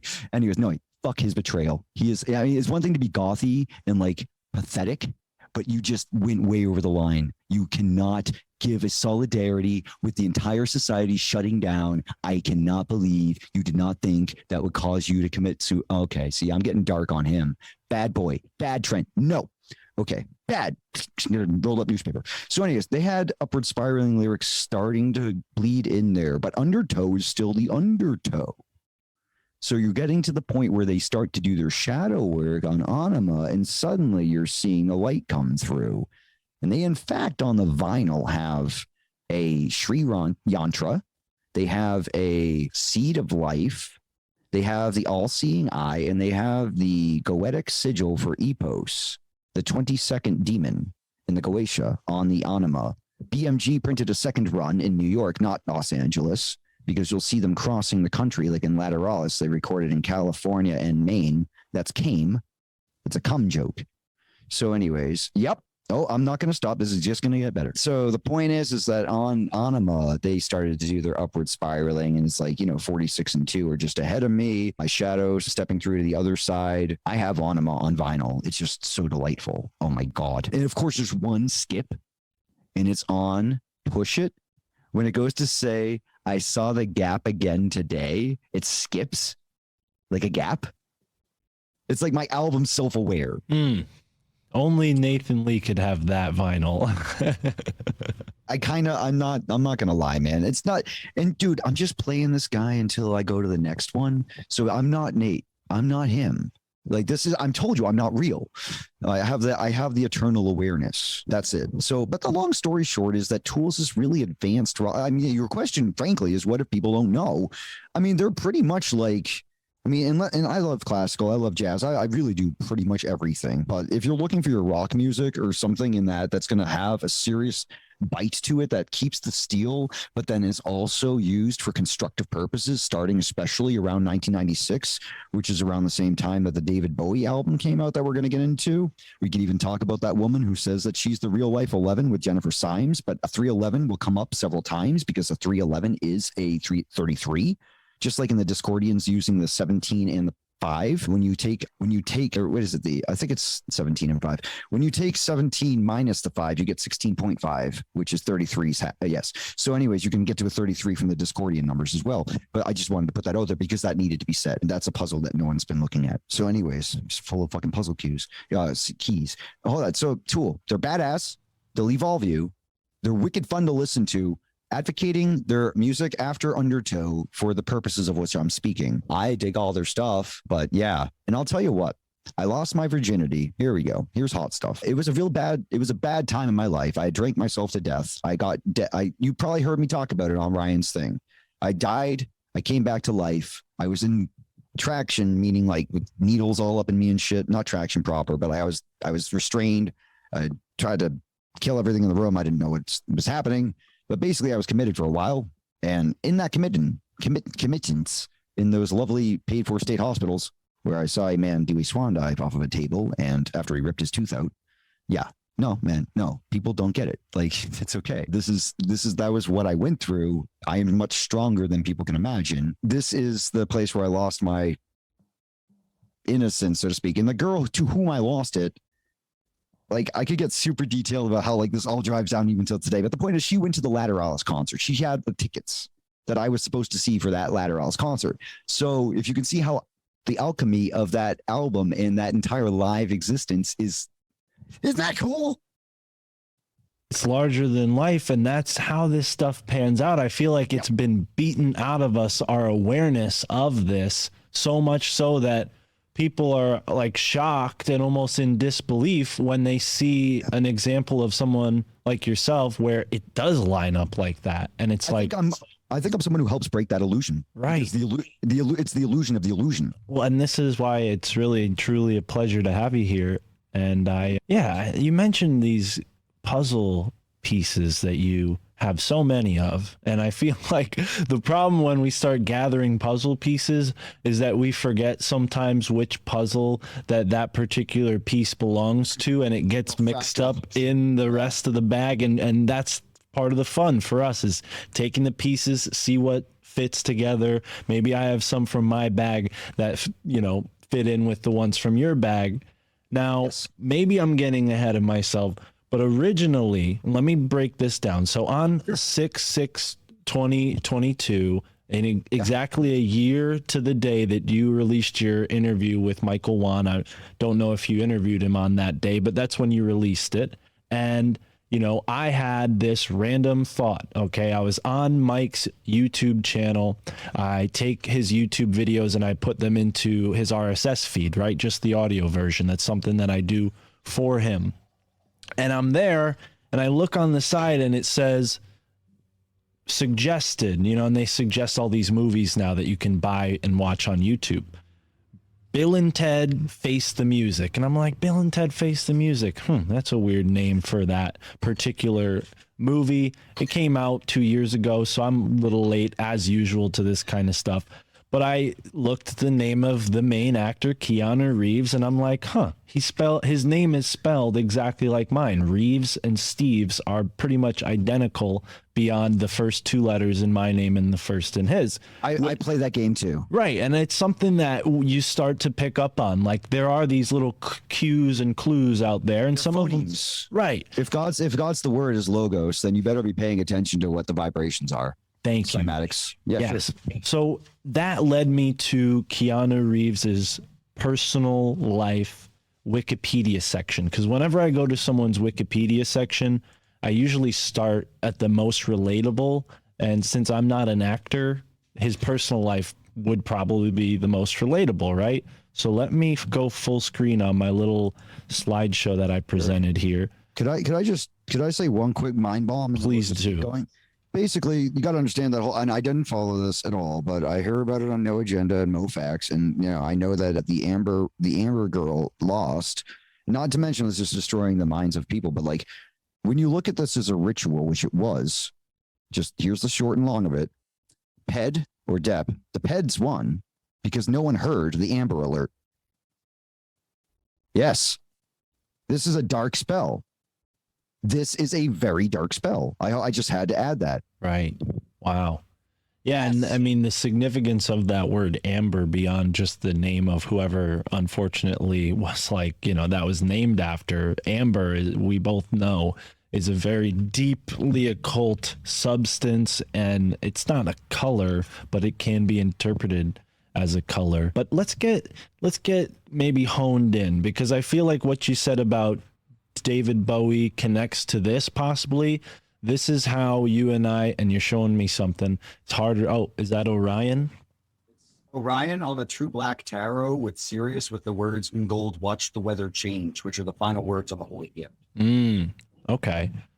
So I found out that Keanu Reeves had this relationship with Jennifer Syme through the paragraph that I'm showing here. And I already kind of went into the strange significance of this whole story with Mike. I'm sure you went and found your own angle. I'm really more curious to hear your angle, but this struck me because it's just such a weird single paragraph to exist in a guy's personal life. And Keanu Reeves is a sort of private person already.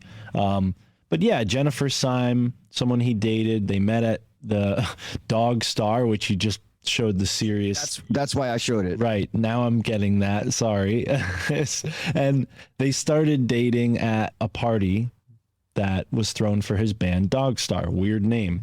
They had a kid, and she gave birth to a stillborn on Christmas Eve of 1999, which is very sad. So sad. Very tragic, and also very unusual. Generally, women don't have a stillborn that late, is something that I was told from a woman who knows what she's talking about. Shout out to our patron, Elle. She helped me do some research on this. But yeah, Solid. Fast forward 2 years later from 1999, a little less than 2 years, Syme was killed in a parked car collision. So she crashed into cars that were parked and died. Right. Which, wasn't that like Seth Rich or some shit? Or yeah, Seth Rich, that's the guy that got gunned down by the DNC. no, I think they actually hit him with like a missile or some shit. Oh I don't my know. That's God. what it was. It's obviously not what we're being told. Right. And this was Three even hard stranger stars. because she was she left a party at Marilyn Manson's mansion and then wanted to return, and that's when she drove her car. But that's not included in this paragraph. The other thing that struck me about this paragraph is it says here, Reeves told investigators that they were back together. They were brunching together in San Francisco on April 1st, April Fool's Day, aka Hilarion in the Roman word. And then Tracy Twyman, shout out and respect on her name. Respect Right. and rest in peace, Tracy Twyman. rest in peace, Tracy Twyman. And then the next day, Reeves called the Los Angeles County Coroner's office and asked, according to Lieutenant Mac Willey, if Jennifer Syme was there, which is just strange. Like, again, if that's true, A, why is it in his personal life section, the only thing in his Wikipedia personal life section? And B, if you love this woman, you call her mother, you find out she passed away, and then your next call is to the coroner's office to find out if the body's there? It just doesn't... Sorry, but the first thing I noticed is the coroner's office. Yeah, that is... Death spell. No, the whole fucking thing was a death spell. I hadn't Right. realized it till now. No, Well, I broke down the whole Rona spell and the moon landing. You should ask me about those while we're here. But okay, go on. We will get to that for sure. There's so many Great. things to get into, but I yes. want to serve. That's my service. No, it really is my service. Well, and when I found this was just the initial Yes. thing that clued me. So I'm like, Right. well, let me go to my resources here. I typed in David Lynch on my podcast app, and that's how I found your interview with Ryan Peverly. And that's where this all started, because you and Ryan talked about David Lynch in an episode. And I'm like, I wonder what David Lynch has to do with this. And I wonder if there's anybody out there who is sort of, what are you showing me now? I got to, let me see this. What are you showing me? Mountains. It's the Twin Peaks It's ring. the Twin Peaks ring. Ah, okay. Sorry, it's like all reflecting. Hold on, I can do better if I do that. Ah, very cool. Yeah. I released my album on the alignment. It's called A Bad Robot Daycare, specifically A Bad Robot Daycare, like Fringe. A climax from Fringe took place outside of my apartment, actually. And Meghan Markle was on the first 2 episodes of the 2nd season and quoting biblical cannibalism. So anyways, just drop it like it's hot. Okay, so yeah, that's how I found you. And Jupiter-Saturn alignment, as what I was saying, is when I released my album. And the first one's dedicated to Adam Curry, and the second one is the Japanese version is dedicated to John C. Dvorak. So it's a double album. I just had to finish that thought. It's by Nathan Lean. State. That's going to be one of my most. It's such an artsy thing, but it's like it was released at the very crucial period of the Jupiter Saturn. That's related to Twin Peaks. That's what's on those mountains that I'm showing you. That's why I brought that up. Please. No, the explanation is welcome. I do. It's helpful.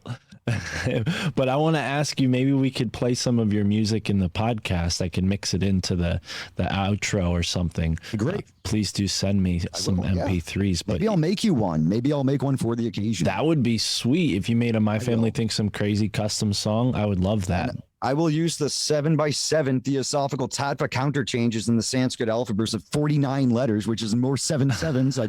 As you said that. So yes. Yes, heaven, We'll do that with My Family Thinks I'm Crazy version with the Indian Tattvas. Thank you. I think it was page 316, which also is the date that Better Nate Than Ever was released. My girlfriend's birthday, 316. Oh, shit. Yeah. Oh, come on. And that's there's 3 Libras at the Enchanted Fox. Paul and Rose and myself, that's the Enchanted Fox in Medway, the other magic store. And besides the fact that they're born on 10-5 and 10-4 and 10-6, whoever's like going with the 316. That's his wife's birthday. That's his wife's birthday, who has the same name as my mom. That's 316. Damn. That's his wife's birthday. Yeah. Shoot, man. And I heard you talking about the phi ratio and how 314 isn't the right number. And I always remember her birthday because it's close to phi ratio 3. You know, pi day is what, 3.15? Pi's not phi though, right? Pi is 1.618. Phi is a different number than pi. Oh, well then I'm just stupid. Thank you for correcting me. No. Well, I mean, what did you want me to do? Like everyone think pi is phi? No, no, I want you to correct me. This is how this happens. That's why I have smart people on my show, Nate and Lee. There's phi and phi, and phi and phi are they do this amazing thing, which I believe has to do with like an involution, exvolution kind of thing, if that's even a word. But it's like an in breath, out breath. But pi itself is a different quantification. It's counting a different structure. It's just like the wrong number. But that's Jane 108. Who has educated me. And by the way, that's Jane 108, who probably taught Tool because he was Jane 108, who hung out with Alex Gray. So anyways. Okay. Yeah, it's fucking all connected. I'm just trying to help. Oh, and 108, like you said, Jane 108. Right. And it is all connected. And that's why I love having you here, Nate, because we are getting into these connections. And that's how I came across you and your work with this David Lynch connection. Before that, I hadn't even heard of the Occulture podcast, and Mike's been on it. My friend Mike Wan has been on it before, so I should know that it exists, and I'm hoping to get in touch with Ryan at some point. But anyways, yeah, that's where we come to the two paths cross, and I reached out to you and I said, hey brother, I think you would probably be apt to add to this discussion, investigation, and apt. You just said the word. No, because yesterday I was focusing on apt because Tool, A Perfect Circle, and Pussifer.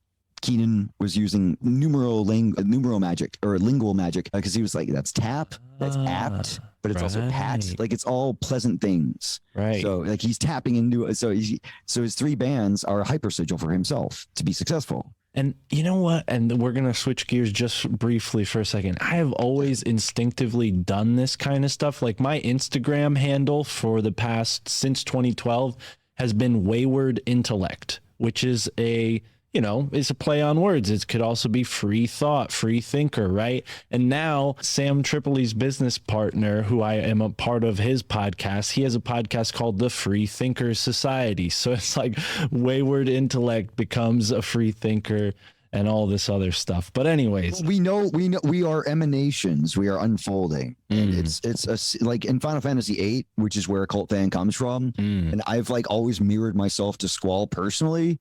Like I said, like there are people who have mirrored Mike Howell with me. Like that's not my doing. That's a Libra Jesse Eisen, whatever Facebook movie kid Zombieland, but a New York actor. He's good. And Kristen Stewart, who's Aries, so it's Aries and Libra.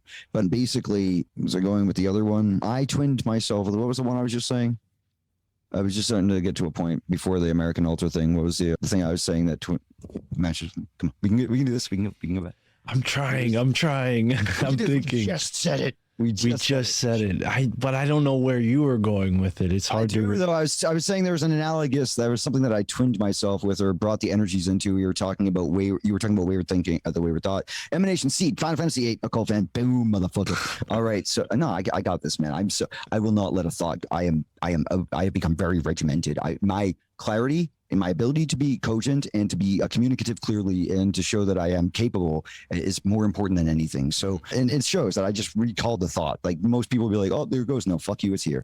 So Final Fantasy VIII is about the seeds. That's S and lowercase EE and then uppercase D and then S. There's all sorts of things with Vatican C and things like that to see. There's multiple plays in the words, but like I've always been twinned with Squall. And even in high school, there was this rival in a way, and he thought he was Cypher and that I was Squall, and it really manifested. So I've always been like, if you know Squall, he's got this like cut down his face, which I really don't care if that manifests. I prefer not.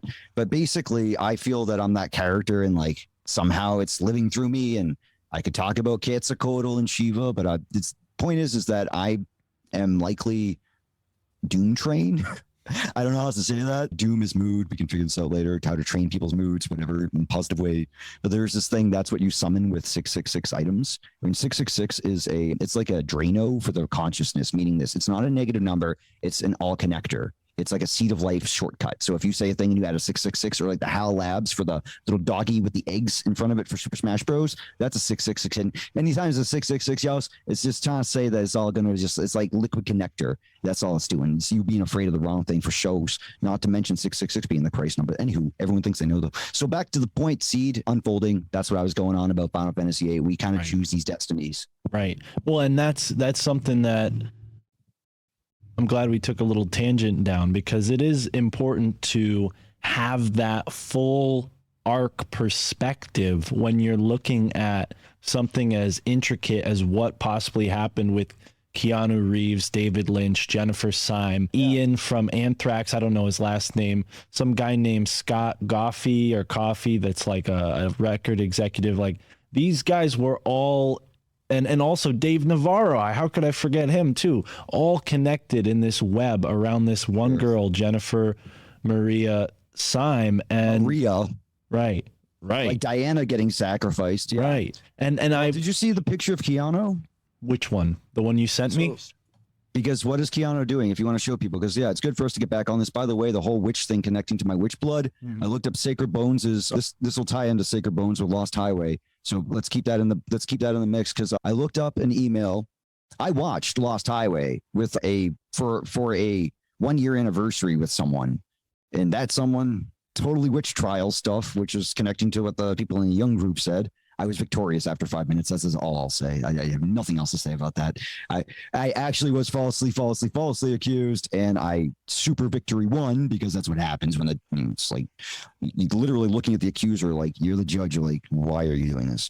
So anyways, I was out there in 5 minutes, but it was a horrible incident. Anyways, I literally was looking up for the witch in my email, and it's the red vinyl soundtrack that Sacred Bones put out, and it was May 22nd of this year, and I was looking it up, and the reason it was relevant is because I was looking for the witch soundtrack, and somehow Sacred Bones' Lost Highway soundtrack was related to this. But the point is that the email that came through with the witch that I was looking for on May 22nd, which there's a bunch more connections, but was sent on the exact day of our 1-year anniversary that we were watching Lost Highway.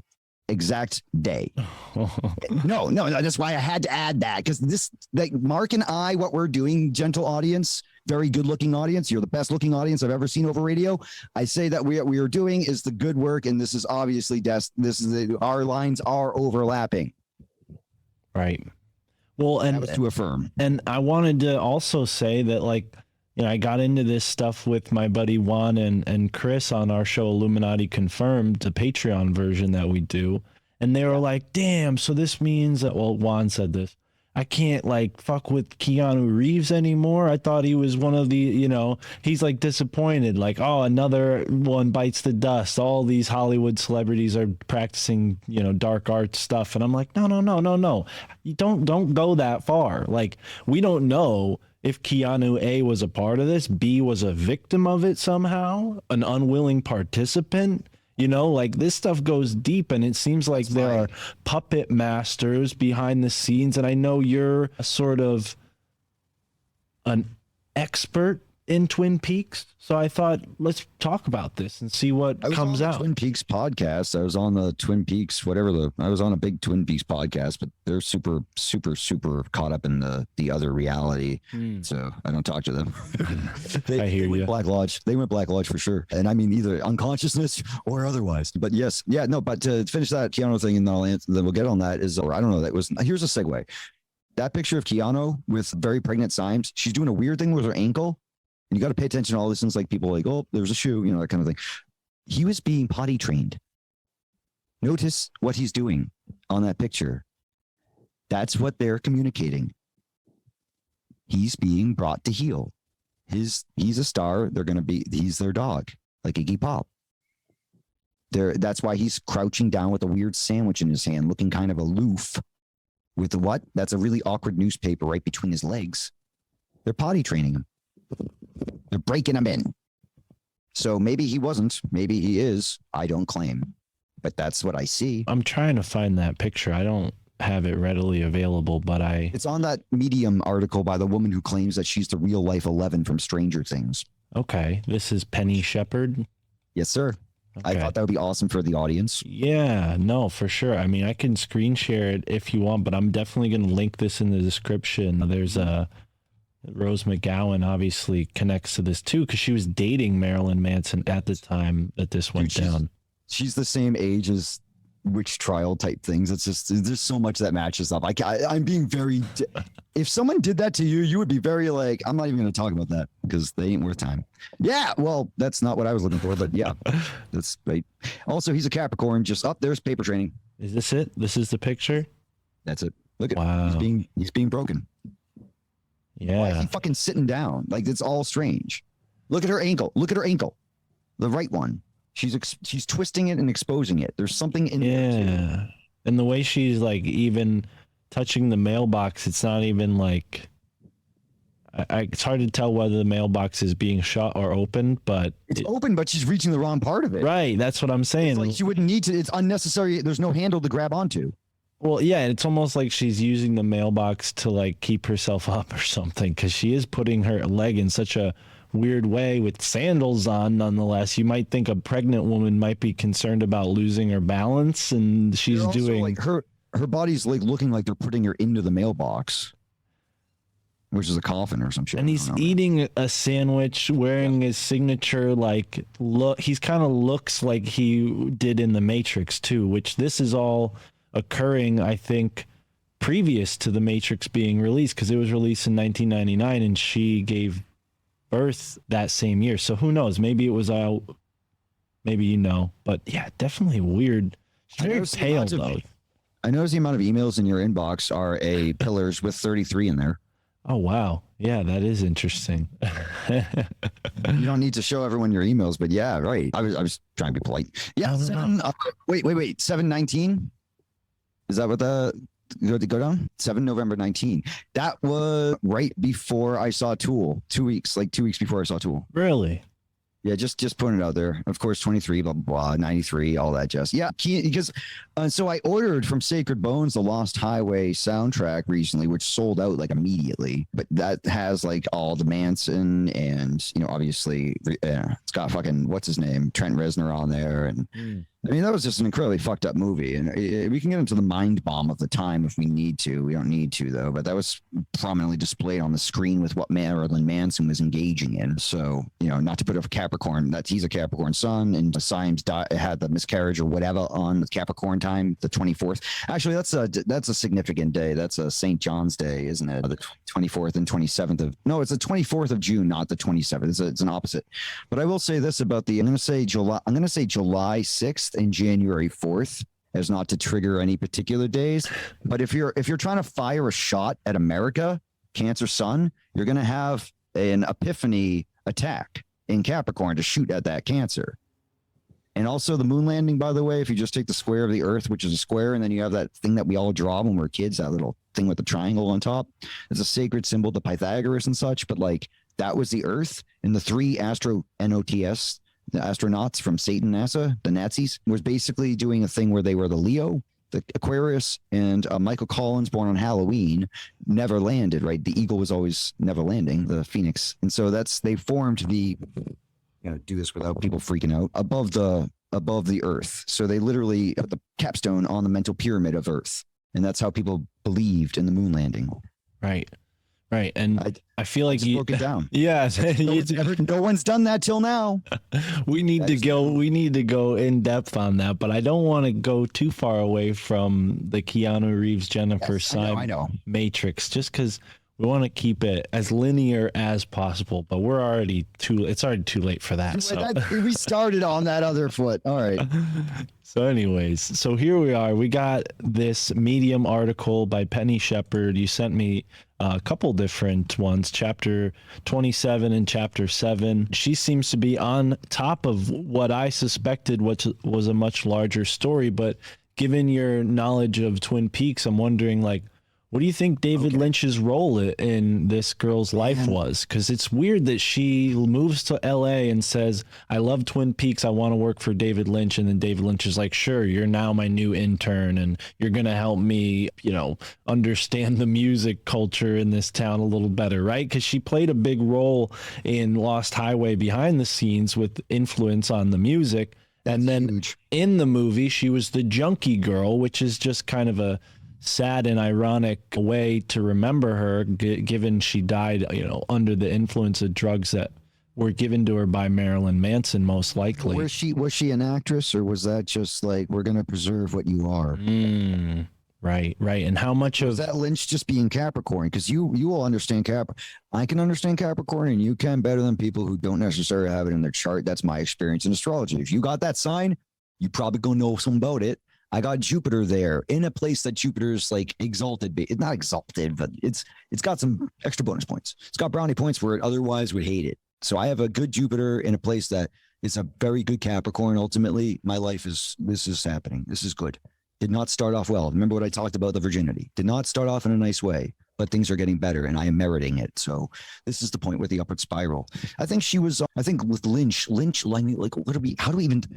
This is going to be a bigger conversation than we'll get to, but I'll chink a few surface scratches at least. What's he start off with, right? That like almost anti-Americana, Marion Edward X, Eraserhead. So like he's already started off his career like in the negative zone, like Eraserhead, like his head's like blown. You're gonna annihilation, nihilist brain.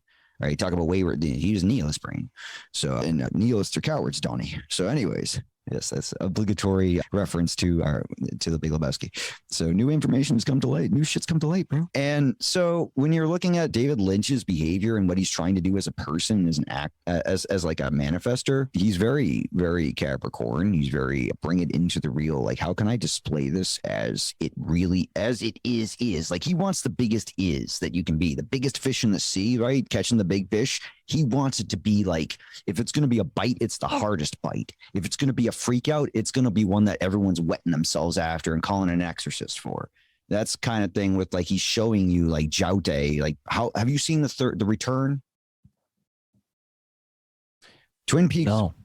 Twin Peaks goes 1990-ish to 1991.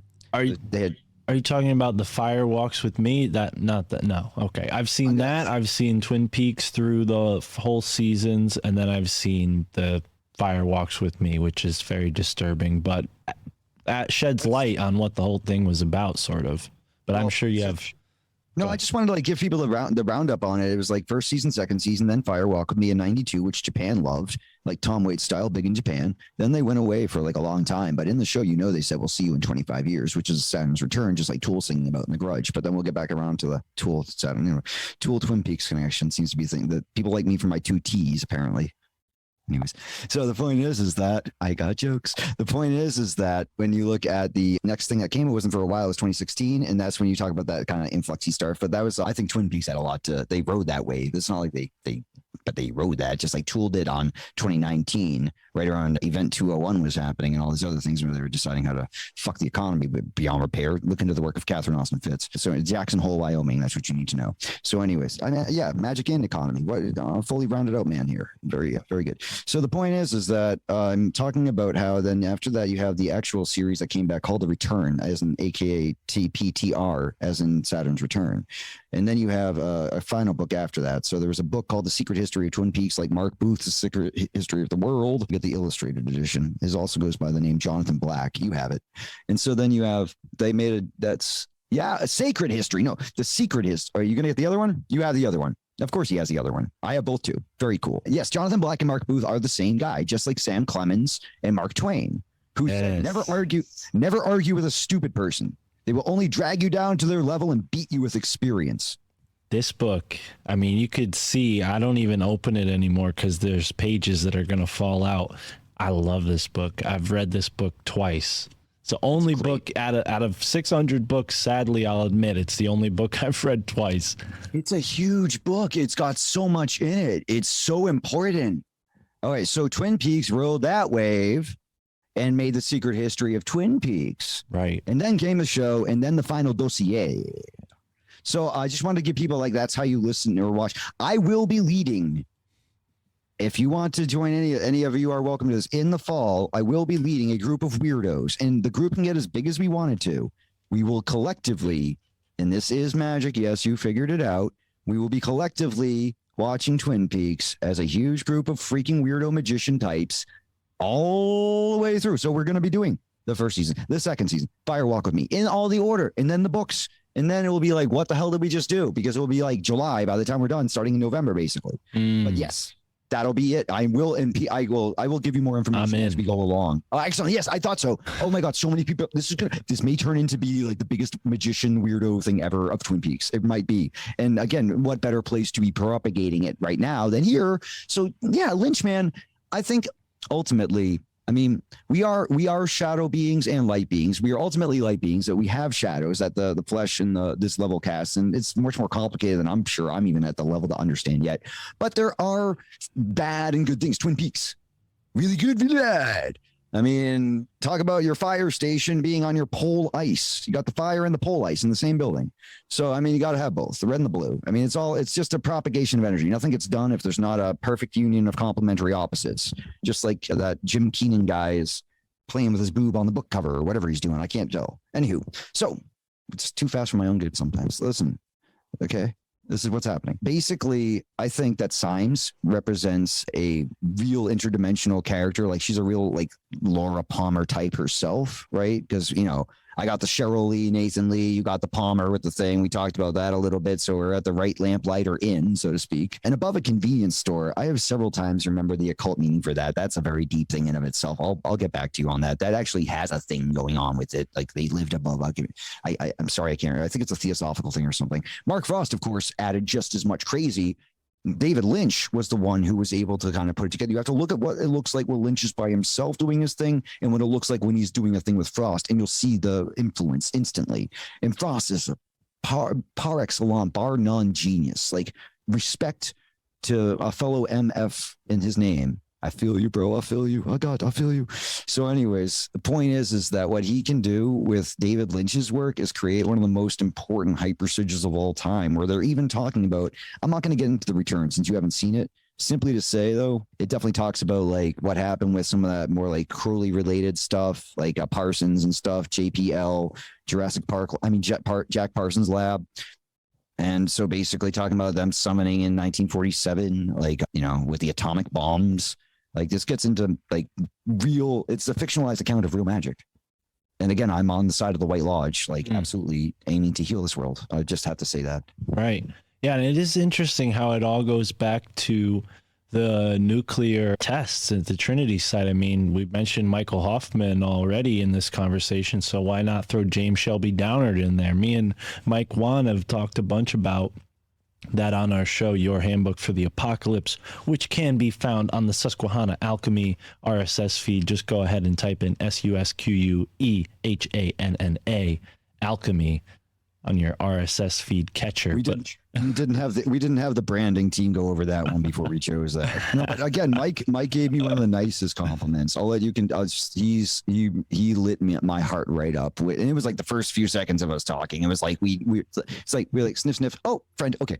It was like he was like super sweet to me, and I just want to reiterate how much that moment meant to me. Like that was I just think it was one of the nicest compliments I've received. Well, much like yourself, Mike has a way with words, and I'm excited to have you on that show, because Mike, what's so cool about this show that we're going to be doing, we've already done about 29 episodes, just me and him. You'd be the third guest, hopefully. You want me as a third man? Oh, but the point I was trying to make is they're all a surprise. Like, I've never told Mike ahead of time who the guest is going to be. So yeah, you can't tell him either, and I don't think he'll listen to this, so it might not even be out by the time. So anyways, yes. We're going to have you on that show. A reference to Jack White, by the way, his third man reference. So I knew no one would understand what I was referencing. So, because Jack White relates to Tenacious D, and they have a song called Lee, which they released on September 22nd on the YouTubes. And there's a song by Vic Chestnut, who no one knows. Do you know Vic Chestnut?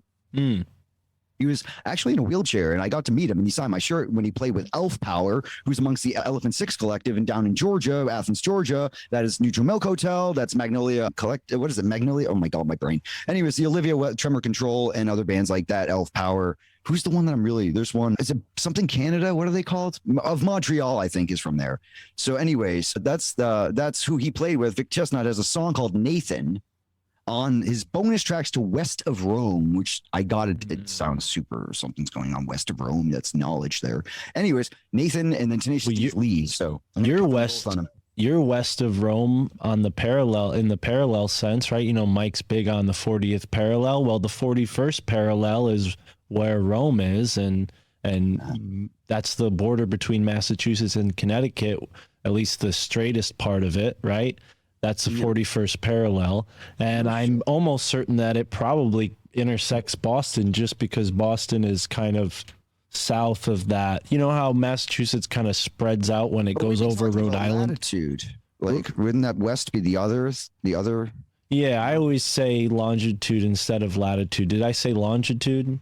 I don't even. I meant latitude. Because you started talking about north and south, and I was like, but the fucking point is that there's a song Nathan and a song Lee, and I'm going to cover them both on a black. And I got to get the cover rights from Tenacious D, which I think magically will happen because the third man reference now. This is good.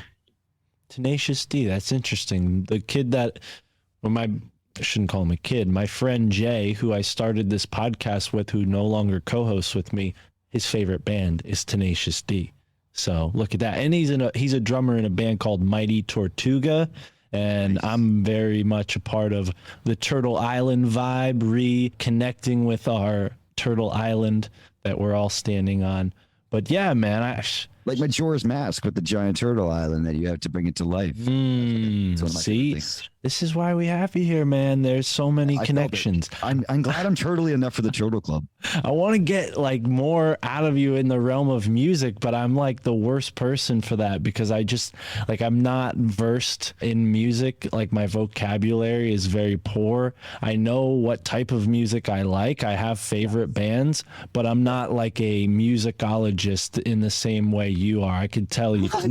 Oliver Sacks is a musicologist. I am a humble freak. I'll tell you though, Dave, shout out to David DeAngelis, who does offer these awesome sessions you can do with him, just like Molly McCord. David, that's Davide, is just an amazing person. The long story short, just like Alex Gray, the long story short is that he actually paid me a nice compliment. He said that I'm like one of the he really enjoys my presence. And this guy is a guy who did the Starman Tarot, who worked with David Bowie for like years and years.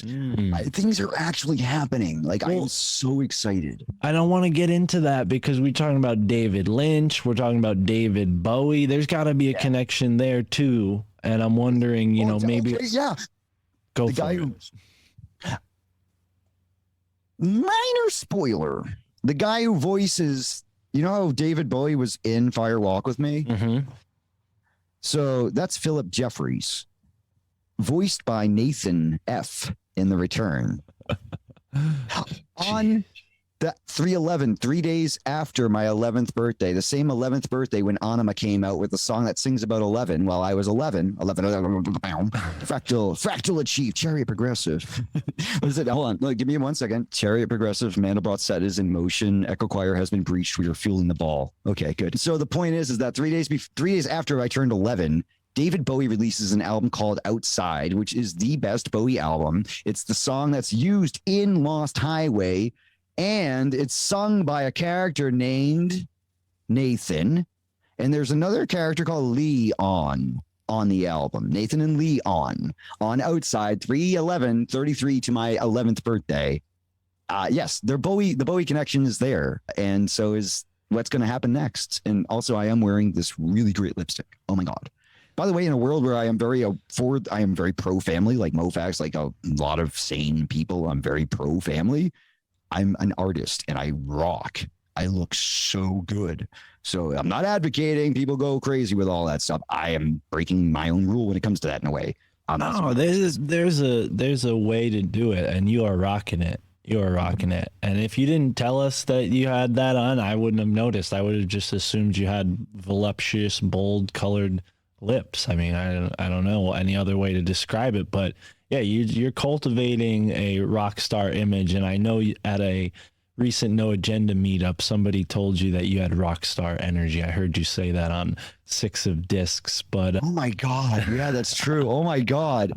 Oh man. And the guy who was just at one of our recent No Agenda meetups was born on David Bowie's birthday too. Endless. No, the whole thing's happening. And actually, I was talking with Adam this morning, and I was very excited about all of this. Well, this is what happens when a Libra Sun, Pisces rising gets in the mix. It's just the moons that are different, brother. So, like, feedback loops are real. Dynamically positive feedback loops are the ones which I would advocate for our souls and our growth. I mean, you're going to find challenges anywhere you go. So give yourself the support you need to do what you need to do in this life. I want every single one of you listeners out there to have the best possible experience, life experience possible, but I want you to live your highest truth. I want you to bring what you came here to be, and I want you to be able to do that at the maximum efficacy that you can. And I wish for my role to be a lubricant, to be a vitamin, to be a benefactor for you to do so. I aim to protect, nourish, and help, and aim to aid you on your way. That's where I'm coming from. I hear that. I need to poke my temple to get the words. Is it there now? Let's get into astrology, because you've mentioned several different things about astrology throughout our conversation, and I'll admit it. I'm not afraid to admit where I'm, short. I'm kind of short on astrology. I'm familiar with the terms to some degree, but my understanding is foggy. And I'm really grateful that I have a show with Michael Wan, because he's helped me understand that much more than I ever have. And my girlfriend as well is very intuitive with that. And she's also helped me ground my understanding more consistently. But I have my chart here. Mike made this for me. Different astrology, Mike and I. Oh yeah? You use the not the sidereal, right? Topical. Yeah. Right. See, I do like the Indians. Are we back on yet? Yeah. Okay. There was a certain point where we jumped back on. I bet it's that question. I think I could tell. I felt the transition point. My teacher is Austin Kopic. I'm in year 3 with him right now. This will be the last year I do. I'm going to run as far away as I can out. No, I'm just kidding. Love my class. It's really just a great class. It's awesome. I love it. It's great. It's really okay. I'm learning a lot. Because I'm working with Molly McCord as well as Austin, and as well as other books that I just read. Like, I got Austin 36 Faces to hand. I have a copy of that. I think it's a fine book. I didn't know it was missing one of the definitions for Mars so it's like 36 or 35.775 faces. It's missing one planet, I think. I didn't realize that. It's like it's in a Mars place too. But also I learn a lot from just other books that I read. So I'm always learning astrology, but mostly Molly McCord. I listen to her podcasts, which is like a weather report. It just makes me want to talk about tools, watch the weather change, being the same message as the tempest must be just that. But anyways, the point is that when you have, whole sign houses versus partial sign houses, there's a lot of different ways. And There's people who think that Aquarius can be ruled by Uranus, Pluto rules Scorpio, Neptune ruling Pisces. There's all sorts of different ways. I even have a Rosicrucian astrology book over here. It's just a lot of different, and I'm reading the Mathesis right now by Firmicus Maternus. And if you don't get the hardcover copy of by Firmicus, what the fuck are you doing? So anyways, I got the hardcover, and he talks about like Saturn in the ninth house being long-haired philosophers and stuff. Manson and I are a good example of two charts to compare. That's Brian Warner, the Capricorn, known as Molly Manson. What's Marilyn Mumu? I forget its name. I'm just fucking throwing shade. That guy, fucking crazy person. I don't know. I probably like him. Maybe not. Maybe not. I've heard he's not aged well. He looks very gross now compared to how gross he used to look. So you stop using the adrenochrome, just comes right out of you. Right. Yeah. So anyways, I'm just kidding. So anyways, the point is that, what was I talking about? He's got Saturn in the ninth house, but he's a nocturnal chart. I'm a diurnal chart.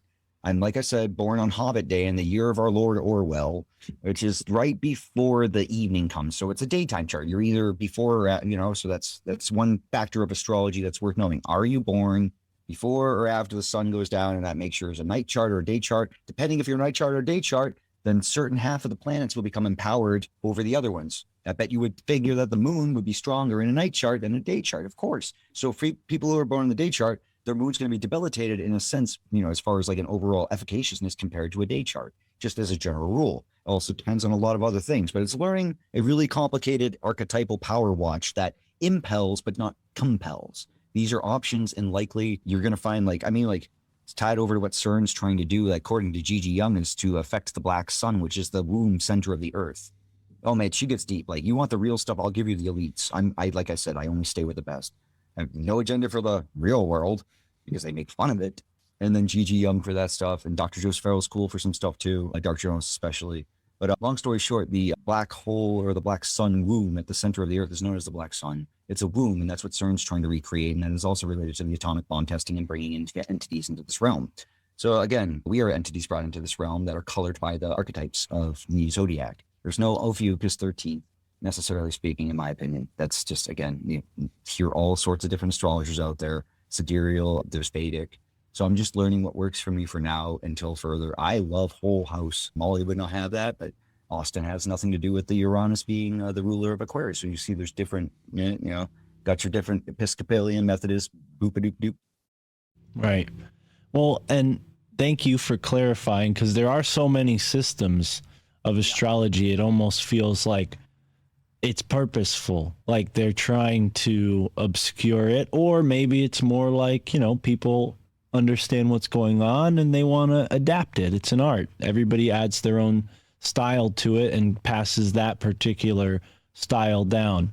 But when it comes to astrology, walk us through how it affects your daily life. I mean, when you're okay, because I've had a couple different conversations actually recently about this topic. I had a woman on, Andra Visan, who talks about the Mayan dream spell calendar, and one of the things that we talked about was how you should use it reflectively rather than like a weather report. Like, instead of knowing what's coming, try to understand what has happened to you on previous occasions where that sign or that force was present, whatever the astronomical weather is that day or that week.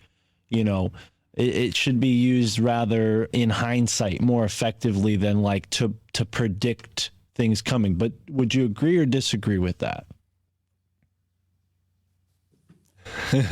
Miguel asked Ivan Stain recently of, Praise Bob's Subgenius, who I got to do the Mike Bob Wants Fun. He did that. I was like, anyways, that far. You've seen that one. Yeah, he did that. It's a great thing. You got to look and watch the clip on the AB Live. But it's about humor. What we're saying, it should do what it's meant to do. And that's why I brought that reference up. What was your question? About how you integrate astrology into your daily life. There's the reason I brought out the thing with the mind impels does not compel. Oh yeah, well, do you use it reflectively? Do you use it to predict what you're going to be doing, or rather in hindsight is the word I used. No, I know. And I started to go on something that was tied into this. With Bob Dobbs and Ivan Stangs. Yeah, because it's about humor. It's about laughing. All right, are we recording? Okay, you can edit that. All right, 3. So Ivan Stang actually talks about, in response to Miguel's question, Miguel says, so Ivan, what should humor do? And Ivan goes, it should be funny. And so my whole point about this is that we don't want to overcomplicate that. I mean, Ivan himself is August 21st, which is Leo, as far as I can tell. He's a Leo. But no, that's not what I brought it up for. And it completely escaped me because I'll just focus on once you said the astrology thing, it was like, nope, not going to. So I'm going to focus on this and say that I'm a Leo moon. For me, my daily existence, my internal feelings is always going to be linked to what the sun's doing, which is the thing that's always really changing. Cancer moons and Leo moons are very unique in that way. Mercury is not too far, but it's, because it's either a Gemini moon or a Virgo moon. Oof, Virgo moon. Anyways, it's just personal experience. Anyways, definitely as a Leo moon. And I need to remember why I brought up that Bob thing. It's going to bother the fuck out of me. It's absolutely going to drive. Ironically, 2 weeks ago at a band practice when I was singing Red Hot Chili Peppers' The Other Side, which think Stranger Things, a stranger thing could never change my mind. So you take it on the other side. So put that out there. But basically, I fucking lost my thought on a thing about the subgeniuses. Like I was like going into a rage because I could not remember my point about. Well, that is Discordian in a sense. So there's some 2 different things. Subgeniuses and Discordians are widely completed. But Discordians do the whole Hail Eris. They had Adam Curtis make that whole Can't Get You Out of My Mind or Head documentary where Greg Hill and Kerry Thornley. That's Discordianism with Malaclips the Younger. Yeah, I have that over there by Steve Jackson Games. But then there's also the thing that Ivan Stang did with the subgeniuses in A Perfect Circle, and Douglas Adams related So Long Thanks for the Fish video has a Bob Dobbs character. And we know that on SpongeBob, it's not Bob Dobbs because it spits the pipe out, and Bob Dobbs never spits the pipe out. Anyways, so those are 2 different things. I think I'm glad I could clear that up. No, thank you for clearing that up. And I'm sure Ivan cleared that up too, because I thought I asked him about that. But okay. But thank you. Yeah. So I'm sorry. I just felt like doing it because I used to make the same error. So I'm just saving you from my own experience. Astrology. I feel the moon on, I asked Austin this the other day in class. I said, so, blah, blah, blah, your example that it's private, blah, blah, blah. But my example, if in the same logic, if my moon is connected to the sun and the sun changes obviously diurnally, like every degree a day it's going to go by, does that change?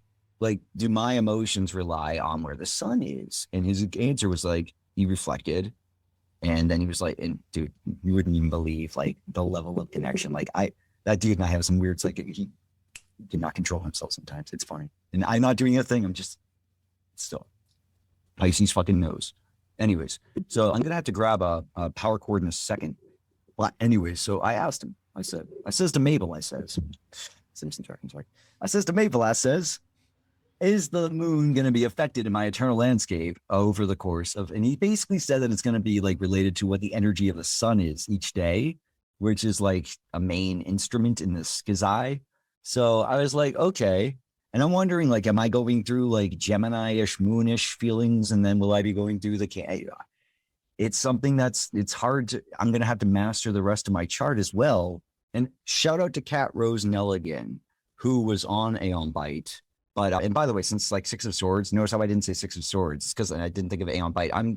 I am now the 3rd member of Aeon Byte after Miguel. Yeah, I'm the 3rd monkey. Miguel is the, obviously OG, Vance, the Moondog. And I somehow was adopted over the past year or so into the family. So I'm the 3rd.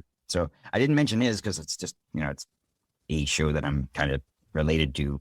But I love that. The Occult Fan will be on more often? Are you saying that? Because I noticed you were on with Steven Snyder, but I wasn't sure if that was because you were working with Steven Snyder on that, but I guess that was because Miguel had you there as a 3rd wheel. I love that. I think that'd be perfect. Well, 4th wheel rather, but that's how you get a car to run with 4 wheels. It was because I was a speaker. Well, yeah, you did talk a lot. I remember you told me, you said, hey, check this interview out. And I did. And I told you, I'm like, yeah, but Steve is talking the whole first 40 minutes, right? That one. No, the reason I was even on that one with him. Yes, that episode. And that's like, there's energy there. Someone just from my astrology class actually just hit me up because of that. So it's weird over Ty. So much for keeping this secret. Anyways, womp.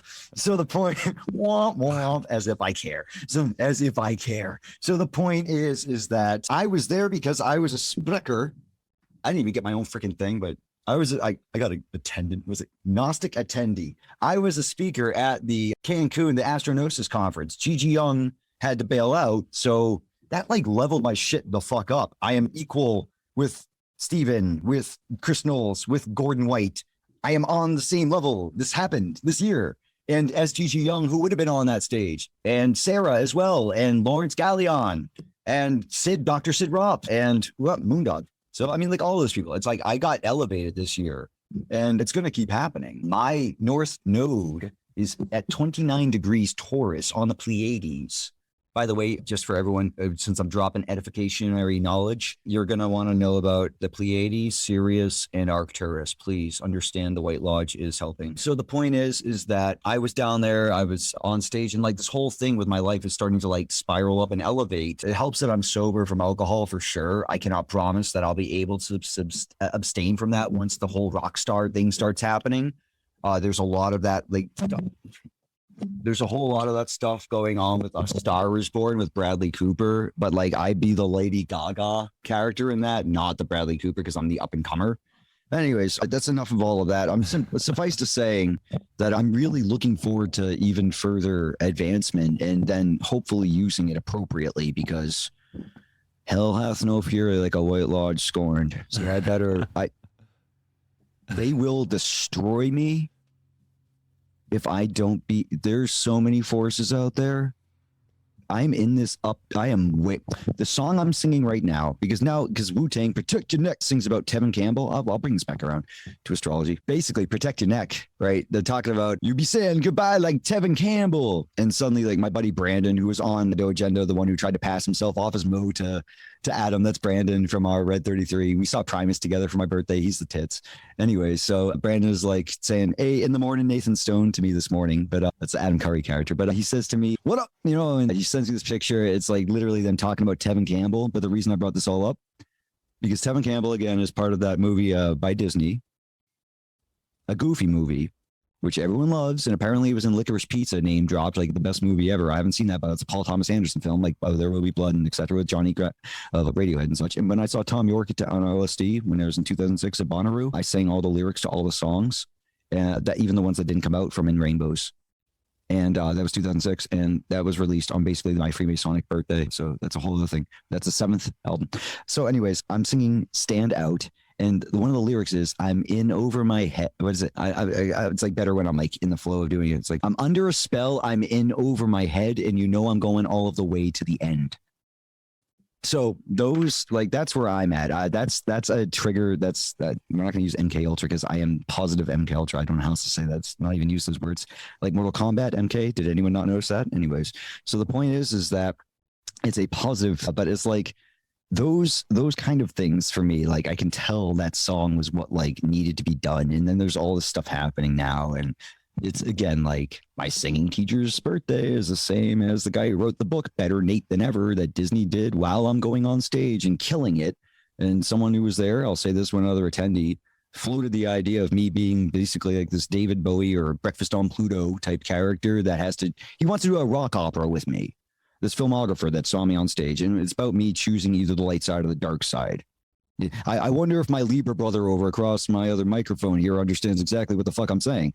But yes, the light side and the dark side, he wants me to do this whole thing. I'm like, man, there's so much. And if I can pull it off good, basically one of the little vignettes would be like my dark side ripping out of me and like me chastising it like hardcore, like a badass samurai, and like trying to like reinfect it with the light or something like that. Anyway, just a bunch of cool shit we'll do, and I'm super intense, so it's gonna be great. I think you're what is it? It was sort of like an intention that you set with me for the show of this being the most intense podcast I've ever done. We've hit that marker. We hit that marker about an hour ago, but I love it. I think, you know, whether or not we get back to astrology or not. What's astrology? The points that were. Let me get my power plug so I can Yeah. a bit longer. Take your time. We will. Honestly, it's your show. Redirect me.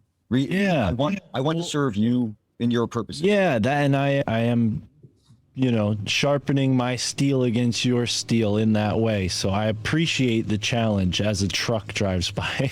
Well, I'll tell you what, the Steele thing too. I was thinking of using the name Nathan Steele this morning. It's got Lee in it. Right. It's like Lee Street. Plus ST. The only difference between my last name and Reeves, right? Steve's, Reeves, ST, Saint. This is Bro. the thing. Street Saint. This is the thing. Yeah. And I mean, like, I could tell you about the UFOs too, but hold on. Go get that cord. Yeah, we need that, right? Oh my God, Macintosh.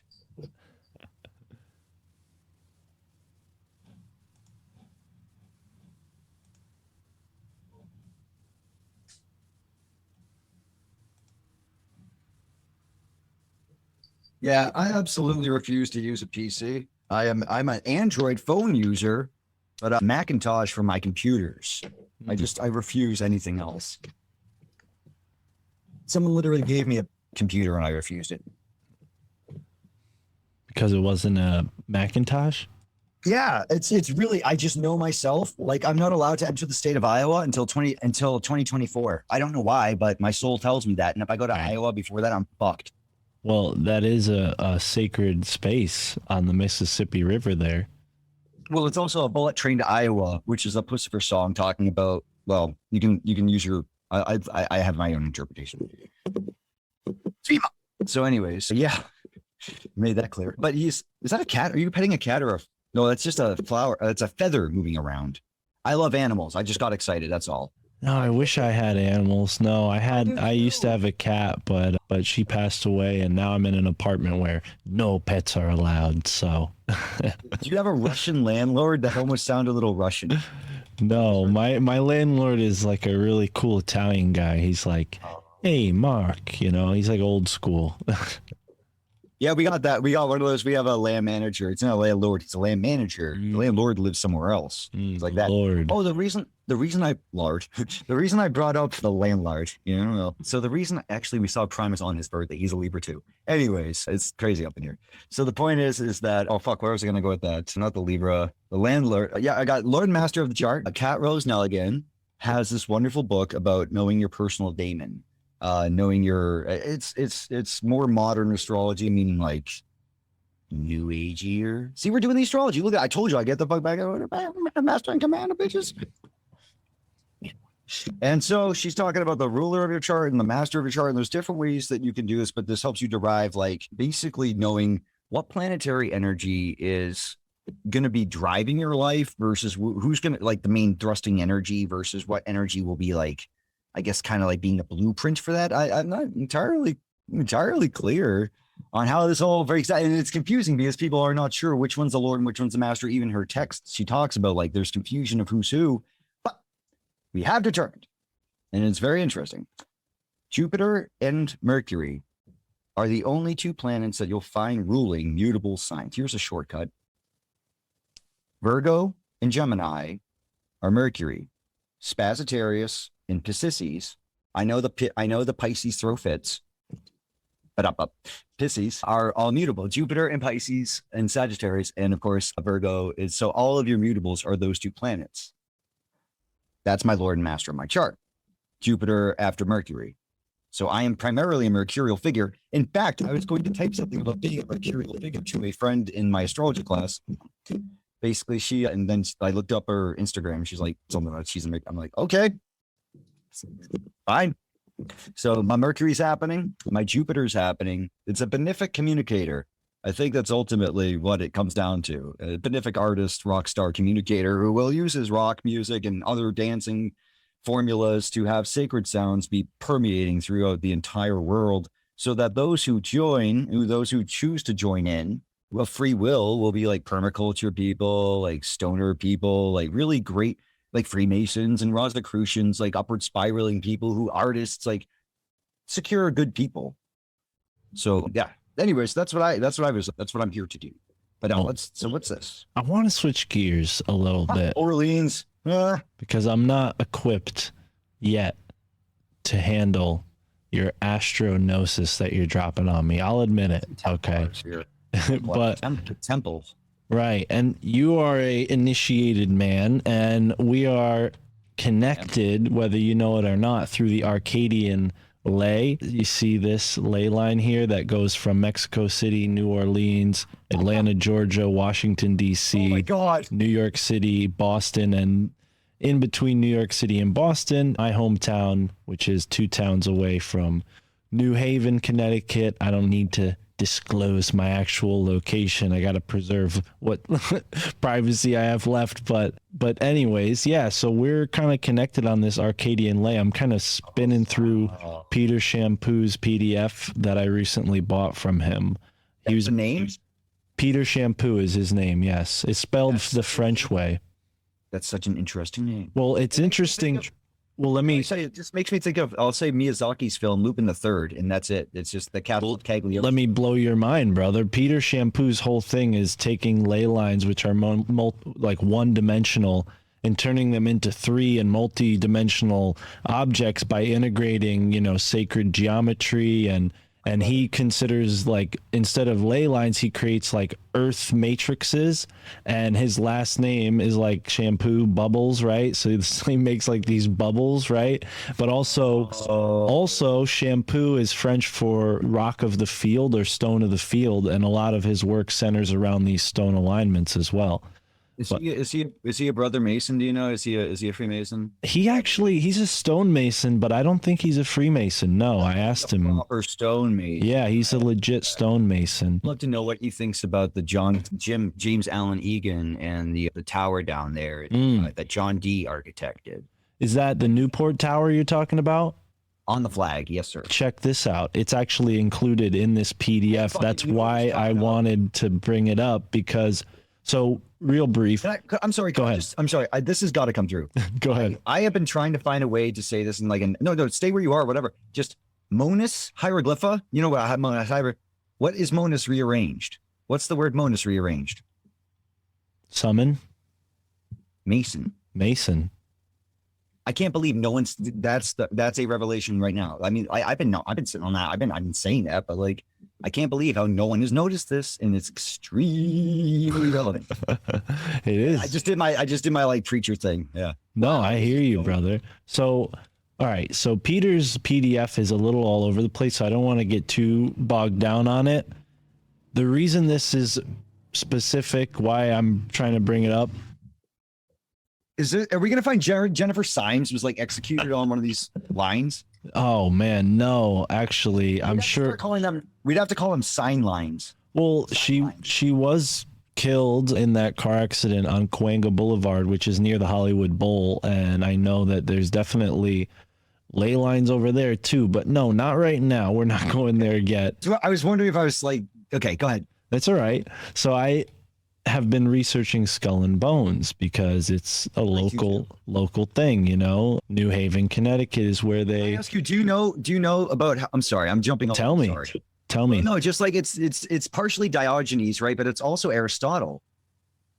I'm so glad that you said Diogenes. I thought it was Demosthenes, but maybe it's Diogenes. Demosthenes? Oh my God, am I getting it wrong? No, the point is it's a D one, but it's also Aristotle, and that's not usually brought up.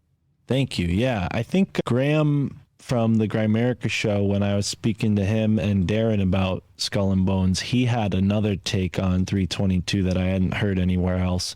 But you're saying Aristotle is also significant? One. No, tell me. I'd love to know. Well, it's obviously the spring equinox as well. Right. What was Graham's or Darren's? Because those the good people too. I'd say they're up there with higher side chats. They're good. Legit. Yeah. No, they've been on my show several times. Really cool dudes. But I funded them for a year. I think my name's in their studio. They told me they put my name in their studio when they were doing that promotion. So, right on. I will spell it right. Well, yeah, I don't remember off the top of my head what Graham added to it. But yeah, I was just bringing that up to say that I've heard many different interpretations, and I'm open to all of them because I don't know for sure. The one that I've always gravitated towards was that they were established in 1832, and they're the second chapter of a German organization. So 322. But right. But we have. Can I also say they're also like, if there was going to be an opposition to 322, using the same logic as the 4th of July and, you know, that day, wouldn't September 22nd be their enemy? I would say so, brother. And that's why I have you here talking about this. So this is where Peter kind of comes into the equation, right? I'm researching Skull and Bones. You're blowing my mind right now. It's something that I wanted to just have my take on, because I have a mentor who lives in New Haven who's shedded a lot of light on this subject for me personally. I've spoken about him a bunch on this show. But Michael Wan suggested that I look into Peter Shampoo's work. I bought his book. I emailed him. I was probably the first person in this podcast community to ever have Peter on their show. So pat on the back for that. And then the second time, there's still big fines. Right. Still big fines. And it's so amazing that he hadn't been interviewed before. But the second time I interviewed him, I brought up New Haven and what I'd been looking at. And then sometime after that, he released this PDF breaking down the symmetry, geometry, and energetic significance of New Haven. And as you can see, brother, look at this. We're on the Arcadian ley. Boom, right there. Boston, and my hometown is right around there where the Arcadian ley meets the shore. Bro, this is freaking me out. But first of all, you see Arkham Asylum up there, right? Right. This is what he calls it, the Arkham Matrix. Okay, because, oh my God. Okay, oh my God, this is huge. This good on you, sir. I needed you here for this. And yes. Holy shit. But hold on. Gloucester, Salem, you know that I'm a descendant of one of the, this is big. I'm feeling history and space rippling, because when they alleged the bombs were in the world trade, those bombings, not planes. That's not real. But anyway, so when you crash a plane into it, they were crashing time into space, basically, or basically space into time is what they were doing with that spell. I can't say more than that. I just don't want to care for the plaque. But basically, that's what that was. But anyway, so this is relational to the space-time grid. This is the same magic that I'm talking about. Yeah, brother. Yeah, and look at this too. The First Nations ley line, what Peter calls the First Nations ley line, goes through Boston all the way across to Hawaii. And then, yeah, we have this Newport arrangement where I've heard you talk about John D. planning this. And here's the Newport Tower right there with the Westford Knight. Ah, you know about this guy? Yo, I'll hook you guys up. No, this is the beginning of this. This is the beginning. This is the day one here. Well, if you wish, I agree, brother. We normally don't go this long on this show, but you are a special guest. Oh my God. I just want everyone out there to know that's how you talk to a Leo moon. I will now protect and do anything. See, now this is how you win me over. Anyways, so listen, this is all I just praise me. Anyways, listen. There's a guy out there who does all of this wicked deep. He's broken it down. Brothers of mine read his novels. He's got a 13-book series. So I'm just saying, I just discovered that guy in this. I can't wait to connect him with this. Michael Wan too. All of it. And that's what I'm so grateful for as well. Of all the other things, is that I had a feeling that you and I are sort of in the same synthesis position, and that might not be our entire purpose, but right now that is part of the purpose you and I are serving on the planet, is absorbing this information and synthesizing it for the audience that is very much a part of this too. Because I'll tell you what, there are so many people who reach out to this show and say, hey, I found all these cool alignments and arrangements and the mystical toponymy of my hometown, and they're all mapping it out. And I'm like, we need to do a series on this. We need to do an esoteric breakdown. But go ahead. Okay. Well, that Ross Ben did with Michael Wan. That was amazing. But here's the thing, we are them. I wanted to, when we talk about they, there's no they. There are people who currently have power. There are people who have tapped into dark vampiric things. Those people will always be destroyed. Do not doubt the power of the upward spiral. Do not doubt the power of the good or the light. Right. So all I'm saying is we are they. We are they. We need to It's not what. Be aware of how people are fucking shit up. Like, be focused on all the great people out there who are like J108 and people who are doing permaculture stuff. Peace on Bill Mollison's name. Talking about people who are making the real creation, who are creating. You got to focus and realize you're a focus. Where your focus goes is the whole manifestation. I'm talking to the audience as much as anyone. The idea is that we are the manifestors of this realm. We can critically overtip the mass of the consciousness. And the things that we're seeing here on this page are a vital tool in our ability to raise the vibration and ultimately the evolution of this place. And mark my words, it will not be easy. There are the gray downward spiralers. There are people who are archonic vampires, child traffickers. Okay, we need to realize that that problem eventually mostly extinguishes itself. We also must be warriors of the light. There is no mistaking this. Choose the right side. Your soul will thank you, because when we rejoin with God, that's the ultimate. Dr. Sid Rob, that's what I'll say. Anyways, I believe that these are the tools that we will use to amplify. Like, that's what I'll say right now. I'm with you. That's why I grabbed my selenite, one of the highest vibration crystals in existence, because this is, and to connect it to the dream spell, we are white world bridgers as Libras. I think it might be more complicated. You'd have to look into that yourself to find out. But I know I'm a white world bridger. And if that's true for every Libra, then we're white world bridgers, brother. And I think that's exactly what we're talking about with this synthesis thing. We're bridging all of these interconnected points of view that did not have the interconnection until somebody stood far back enough from the painting to behold. Because unfortunately, our position with entertainment, the way they've conditioned us, we get fixated on like the fine details sometimes, and you need to like push up against it, feel what it is, and get yourself back from the painting to really fully behold that perspective. But Are you a fan of Salvador Dali? of course, it's interesting that they have that image generator named Dali after Salvador Dali, and there's a whole bunch of rabbit holes in that lane that we can go down. He has the painting of Gala that's in the painting of Abraham Lincoln, and when you step back, you can actually see the different painting.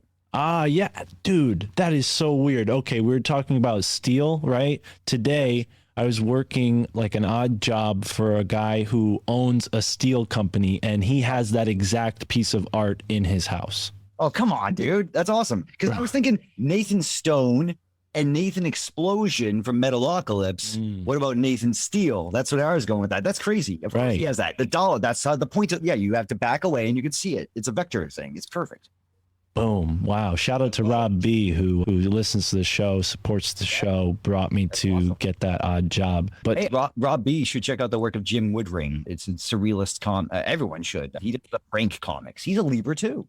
Rob B is also a stonemason, to bring it back to Peter Shampoo. That's another odd job I was doing lately. But yeah, I feel like this image excited you, and we didn't quite cover why. This right here, was that what you're talking about? The knight here? That's the Westford Knight message. That's not far from here. And this is like a hieroglyph they found? Yes. And it shows like the Madoc or the Welsh. It showed that there was definitely at least pre what do you call it? Pre-Columbian. Yeah, I know. I couldn't do it. Why does Columbian sound so bad? It's like, oh wow, that's how bad it is. District of Columbia, right? Well, the liar, the deceivers. Never heard it that way. Boom. I know. I was proud of that one. I was smelling my own aura. Well, we just talked to Rick Osmond. It's funny. There's no way you could know this because the episode's coming out tomorrow, but Rick Osmond broke down that whole Prince Maddox story, and I hadn't heard about that until until I talked to Rick, and you just pulled that out. But I don't go to Massachusetts that often, so maybe I'm not as much of a New Englander as you. No, it has nothing to do with that. Nothing to do with that. But I would be interested in what like Rob and what these other guys like that are interested in history would know about the Lexington battle, because like I want to make it clear, the father's side. And this is where I'm a quarter Jewish, and I gave away my whole foreskin for nothing. I'm not even the right side of the bloodline. A bastard of a bastard. But the point is, my father's side, the Jewish side, My father's side has the bloodline from Jonathan Harrington, and my mother's side has the bloodline from Susanna Martin. So you have witch blood genealogy with patriot blood genealogy, finger quotes all the way. But so you see that kind of makes sense with where I'm at, like revolutionary magician. I don't know. Right. Just throwing it out there. Right. I think the pieces fit. What you have just shared with me is incredible. Well, I get the feeling we'll wrap this up in the next 15 minutes or so. Yeah. Like, holy, I mean, I hope, if you really need more of my time, I will make it happen. But I do have a jam session coming up. Yeah, I don't want to stress your time. You've already been so kind. We normally don't go 3 hours, and I didn't notice it's been that long because I'm looking at the mixer here. We started 20 minutes after 4 at 4:20. I don't know what the significance is there, but this is probably one of the longer episodes yet. I had a equally long episode with Chris Knowles 14 episodes into the journey of this podcast. That was kind of like my favorite episode in the early days. We got Chris Knowles way too soon. Probably weren't prepared at that point, but he's been back since episode 133. And here you are, Nathan Lee Boston. Miller Foster. Yes, he's also a Bostonian. We're the Boston. There's another one that I can't remember right now. I call this the Boston 3 or something. I can't remember the other one. So I'll figure it out one day. So we've been all over the place, Nate, and I want to take this opportunity, A, to thank you for your time, B, to tell you you'll be back soon because this is fun. We got to keep doing stuff like this. Maybe we'll figure out a way to work it into the show. Who knows? Whatever. I don't want to ask too much. I could do that sometimes, but you're definitely going to be on your handbook for the apocalypse. We'll set that up. But we gave the audience so much to work with. If you could sum everything we talked about today into a few sentences and maybe give somebody some advice if their family thinks they're crazy, that would be great. Maybe that would just go with the second part of that question. And I don't want to ask you to try to sum up what we just talked about. I'll do it. 3 words. Do more drugs. Anyways, no, I couldn't stop it. I had to. Yeah, man. Okay. Here's the real, because I'll quote what I said. That was a really good, positive, like truth injection at Cosm to bring that around, because I'm firm. My aims in this world are thrice. It is the holy gift. It is rock star, and it's to be a really great dad and husband. I can't wait to be a really. I love my future family. I take that very seriously. I know I'm very outlandish looking and whatever, all that stuff, but at my core, I am still a family orientated person. So I would say that, like, we are eternal. All of this pain is an illusion. There are consequences to your actions. Please reflect on how you're making other people feel. You are divine. And I really hope the best for all of you. I hope that whatever you need, you hear, and that when you see that these are the people you want to be with in this life, let's find each other and make the good things happen when they need to. You know, we all have our radical individuality, and no two will ever agree, as Winston Churchill said. And if you ever want a great injection of great, positive, courageous quotes to kill coward, you'll like JP Sears is a great comedian. Respect on him and RFK for doing that. Defeat the mandates in Washington D.C. I watched the whole thing live. Go to my website, occultfan.com. It has a donate button. That's my adult side, but it's always value for value, and you can get into that later. Truthfully, look at all the quotes that I have, and you'll find one that's going to resonate with you. Even Helen Keller herself said that safety is a superstition. It does not exist in nature. If Helen Keller's being a not bitch, shit up, Sonny Jim. It ain't that bad. That's what I got to say. Nathan Lee Miller Foster, musician, researcher, podcaster, and synchro mystic. It's been a pleasure talking to you, brother. And for everyone listening, please go support the Occult Fan in all the places. Go support his band, Nathan Lee. Nathan Lee and his Deep State. There we go. I knew that's what it was. How come I stopped myself? I'll edit that out. It'll sound way smarter. And everyone listening, have a great moment wherever you are in the now.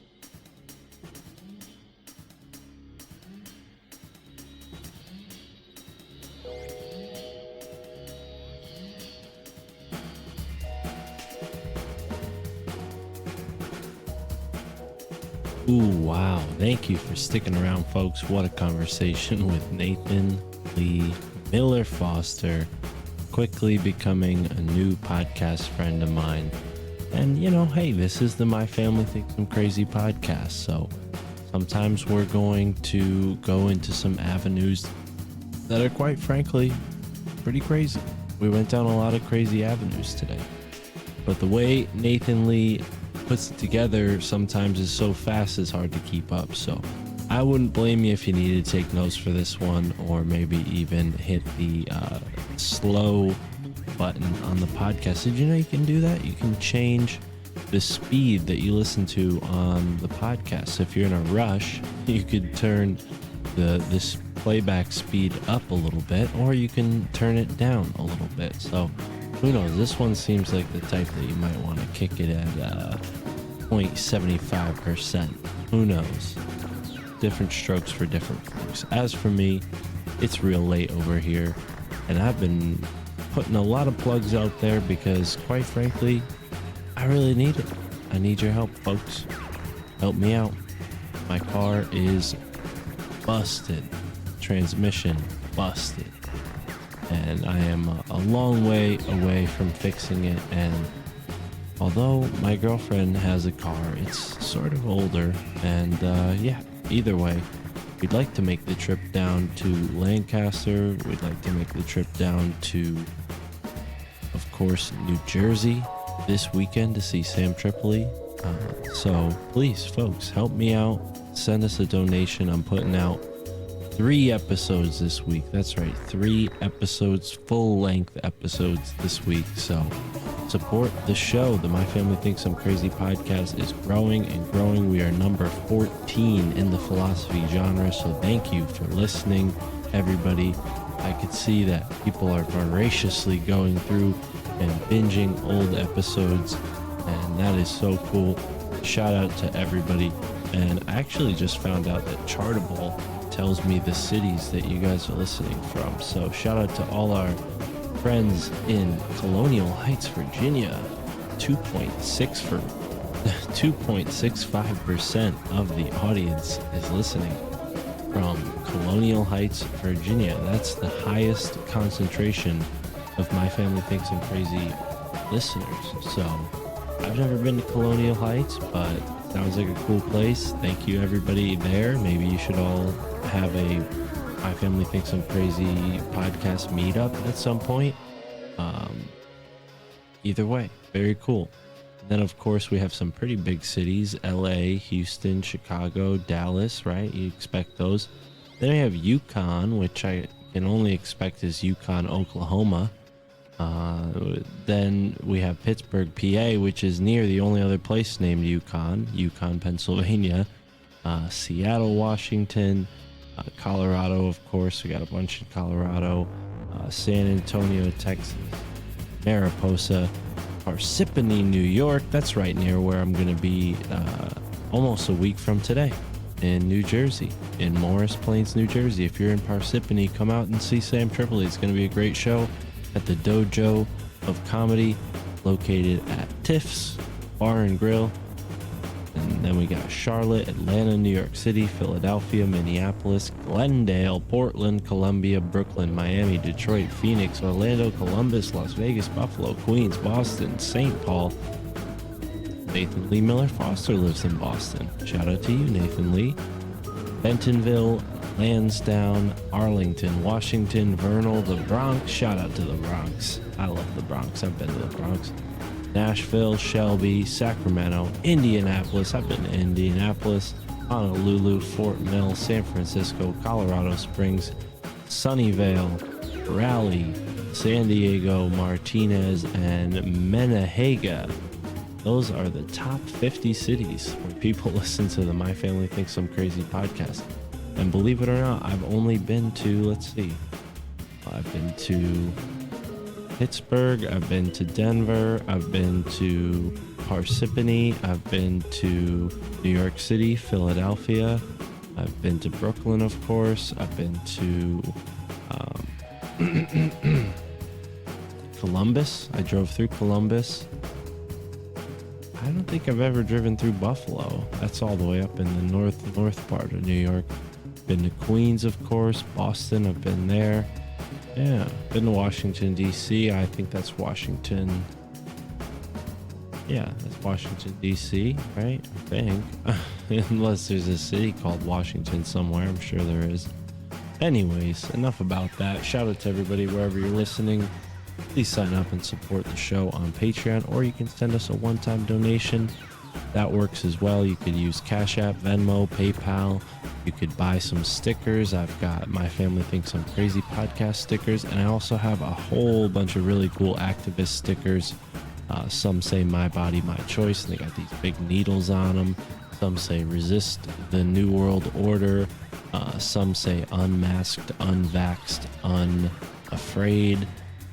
So yeah, a lot of cool stickers, a lot of bold stickers to show your community that maybe the people who are thinking the same way you are not alone. I think that's really powerful when, you know, maybe you're not listening to podcasts like this or whatever, and you just see a sticker that you agree with on a stop sign or wherever. It could make you feel not alone. For example, I've put my the last sticker that I put up was on a rail. What do they call them? Not a rail, guardrail on the side of the street. So a bunch of people see that, and yeah, if you like doing delinquent stuff like that and putting stickers out, hit me up. We got the sticker pack available on the Ko-fi store. You can buy 3 packs like our friend Dave Rose did. Shout out to you, Dave. Thank you so much for all your support. And yeah, join the club, everybody. Send us a one-time donation. We've got some pretty big ones lately, so see if you could top that. And as for me, I'm just chilling over here. Be sure to support Nathan Lee Miller Foster.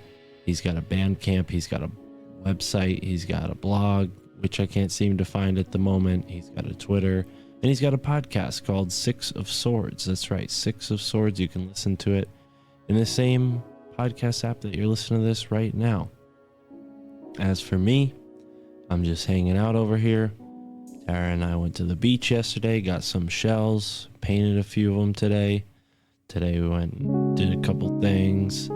I packaged up all of the packages that I'm going to be sending out, from the Best Friend Book Club to all of the people who've ordered things. Shout out to K Mackey. Let me get your full name. I don't want to give you a fake ass shout out. Let me give you a real shout out, because you just emailed me and I appreciate you for buying a pendant. That's right, somebody just bought a pendant and his name is Steve M. Shout out to Steve. He says, "Hey Mystic Mark, I want to start out by saying I love your podcast. It and Tinfoil Hat have truly opened my eyes. Your podcast has hit me in much more spiritual way than Tinfoil Hat." Wow, okay, cool. Thank you. Sam wouldn't like to hear that. Have you ever heard of Zero? Why don't you try listening to Zero? I think Sam would probably get upset if he found out you're listening to my podcast instead of Zero for the spiritual stuff, because we're not really a spiritual podcast. I just have a spiritual perspective that I bring to most topics, right? So good on you for noticing that, Steve. But hey, check out Zero. It's a great podcast, and I happen to book all of the guests, so I do feel good when people listen to it, as well as Tinfoil Hat. So no need to sort of distinguish. Sam does that all himself. He is distinguished in and of himself. So anyways, he said he buys a crystal wrap of mine. Shout out. Thank you, Steve. And he wants to know if I can email him a book list, a must-read book list. Well, I don't know, Steve. Now you're asking me to do some work here. You're not the only person who's asked me this, so I'm going to hold my guns close to my chest, and I'm going to put a reading list on the Patreon. So, Steve, although you are a supporter, you supported with a pen, you got your pendant, value for value. So check out the Patreon for as little as a few dollars, and you can get a reading list too. And you know what, Steve, since it was a great idea, I'll email it to you after I put it on the Patreon. So whether you sign up for the Patreon or not, you'll get it, Steve. But if you're listening and you want this said reading list that everybody seems to be asking me for, go to the Patreon. Or, go to Rockfin and watch my video and just zoom in and see what books are behind me, because I have about 20 or 30 milk crates full of books behind me for all the audio listeners. And that is not a flex. I just like to have them at hand while I'm on the podcast. Sometimes they're relevant, sometimes they come up. And yeah, it is cool to see.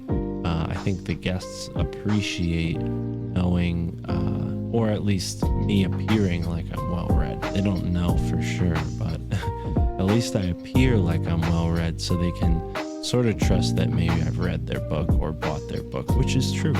Most of the guests on this show, if I have not received their book from them themselves, I usually go and buy it. So I can't do that without the help of all you folks out there. If you want to hear me interview guests at the highest possible quality for the best quantity too, 'cause we put out 2-3 hour shows for free pretty much, and I do all my research. I try to research as much as I can. So if you want my time to go to that, please support the show so I don't have to go and landscape and do all this other stuff to make money.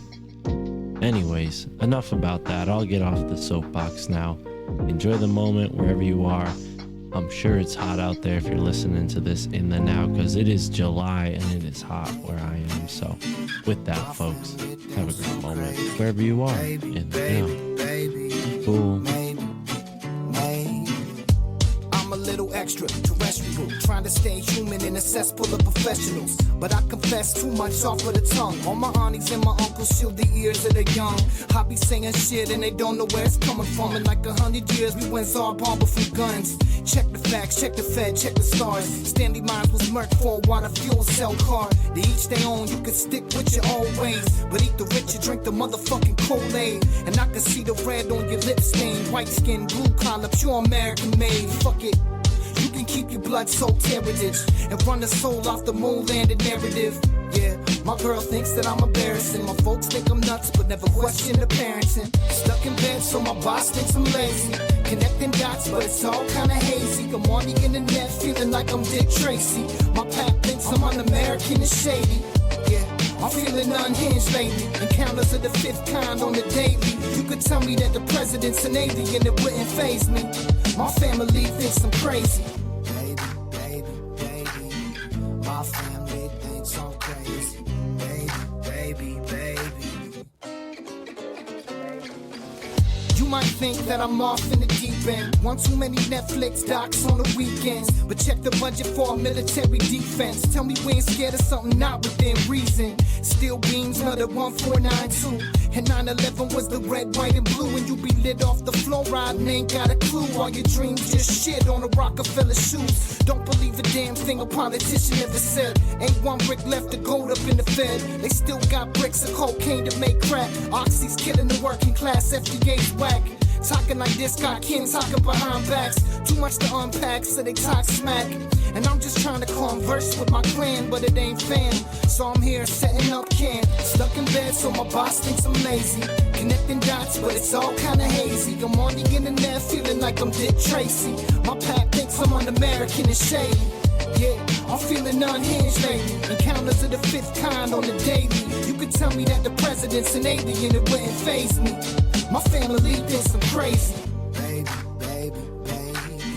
My family thinks I'm crazy. Maybe, maybe, maybe. Just maybe. Stuck in bed, so my boss thinks I'm lazy. Connecting dots, but it's all kinda hazy. I'm on the internet, feeling like I'm Dick Tracy. My pap thinks I'm un-American and shady. I'm feeling unhinged lately. Encounters of the fifth kind on the daily.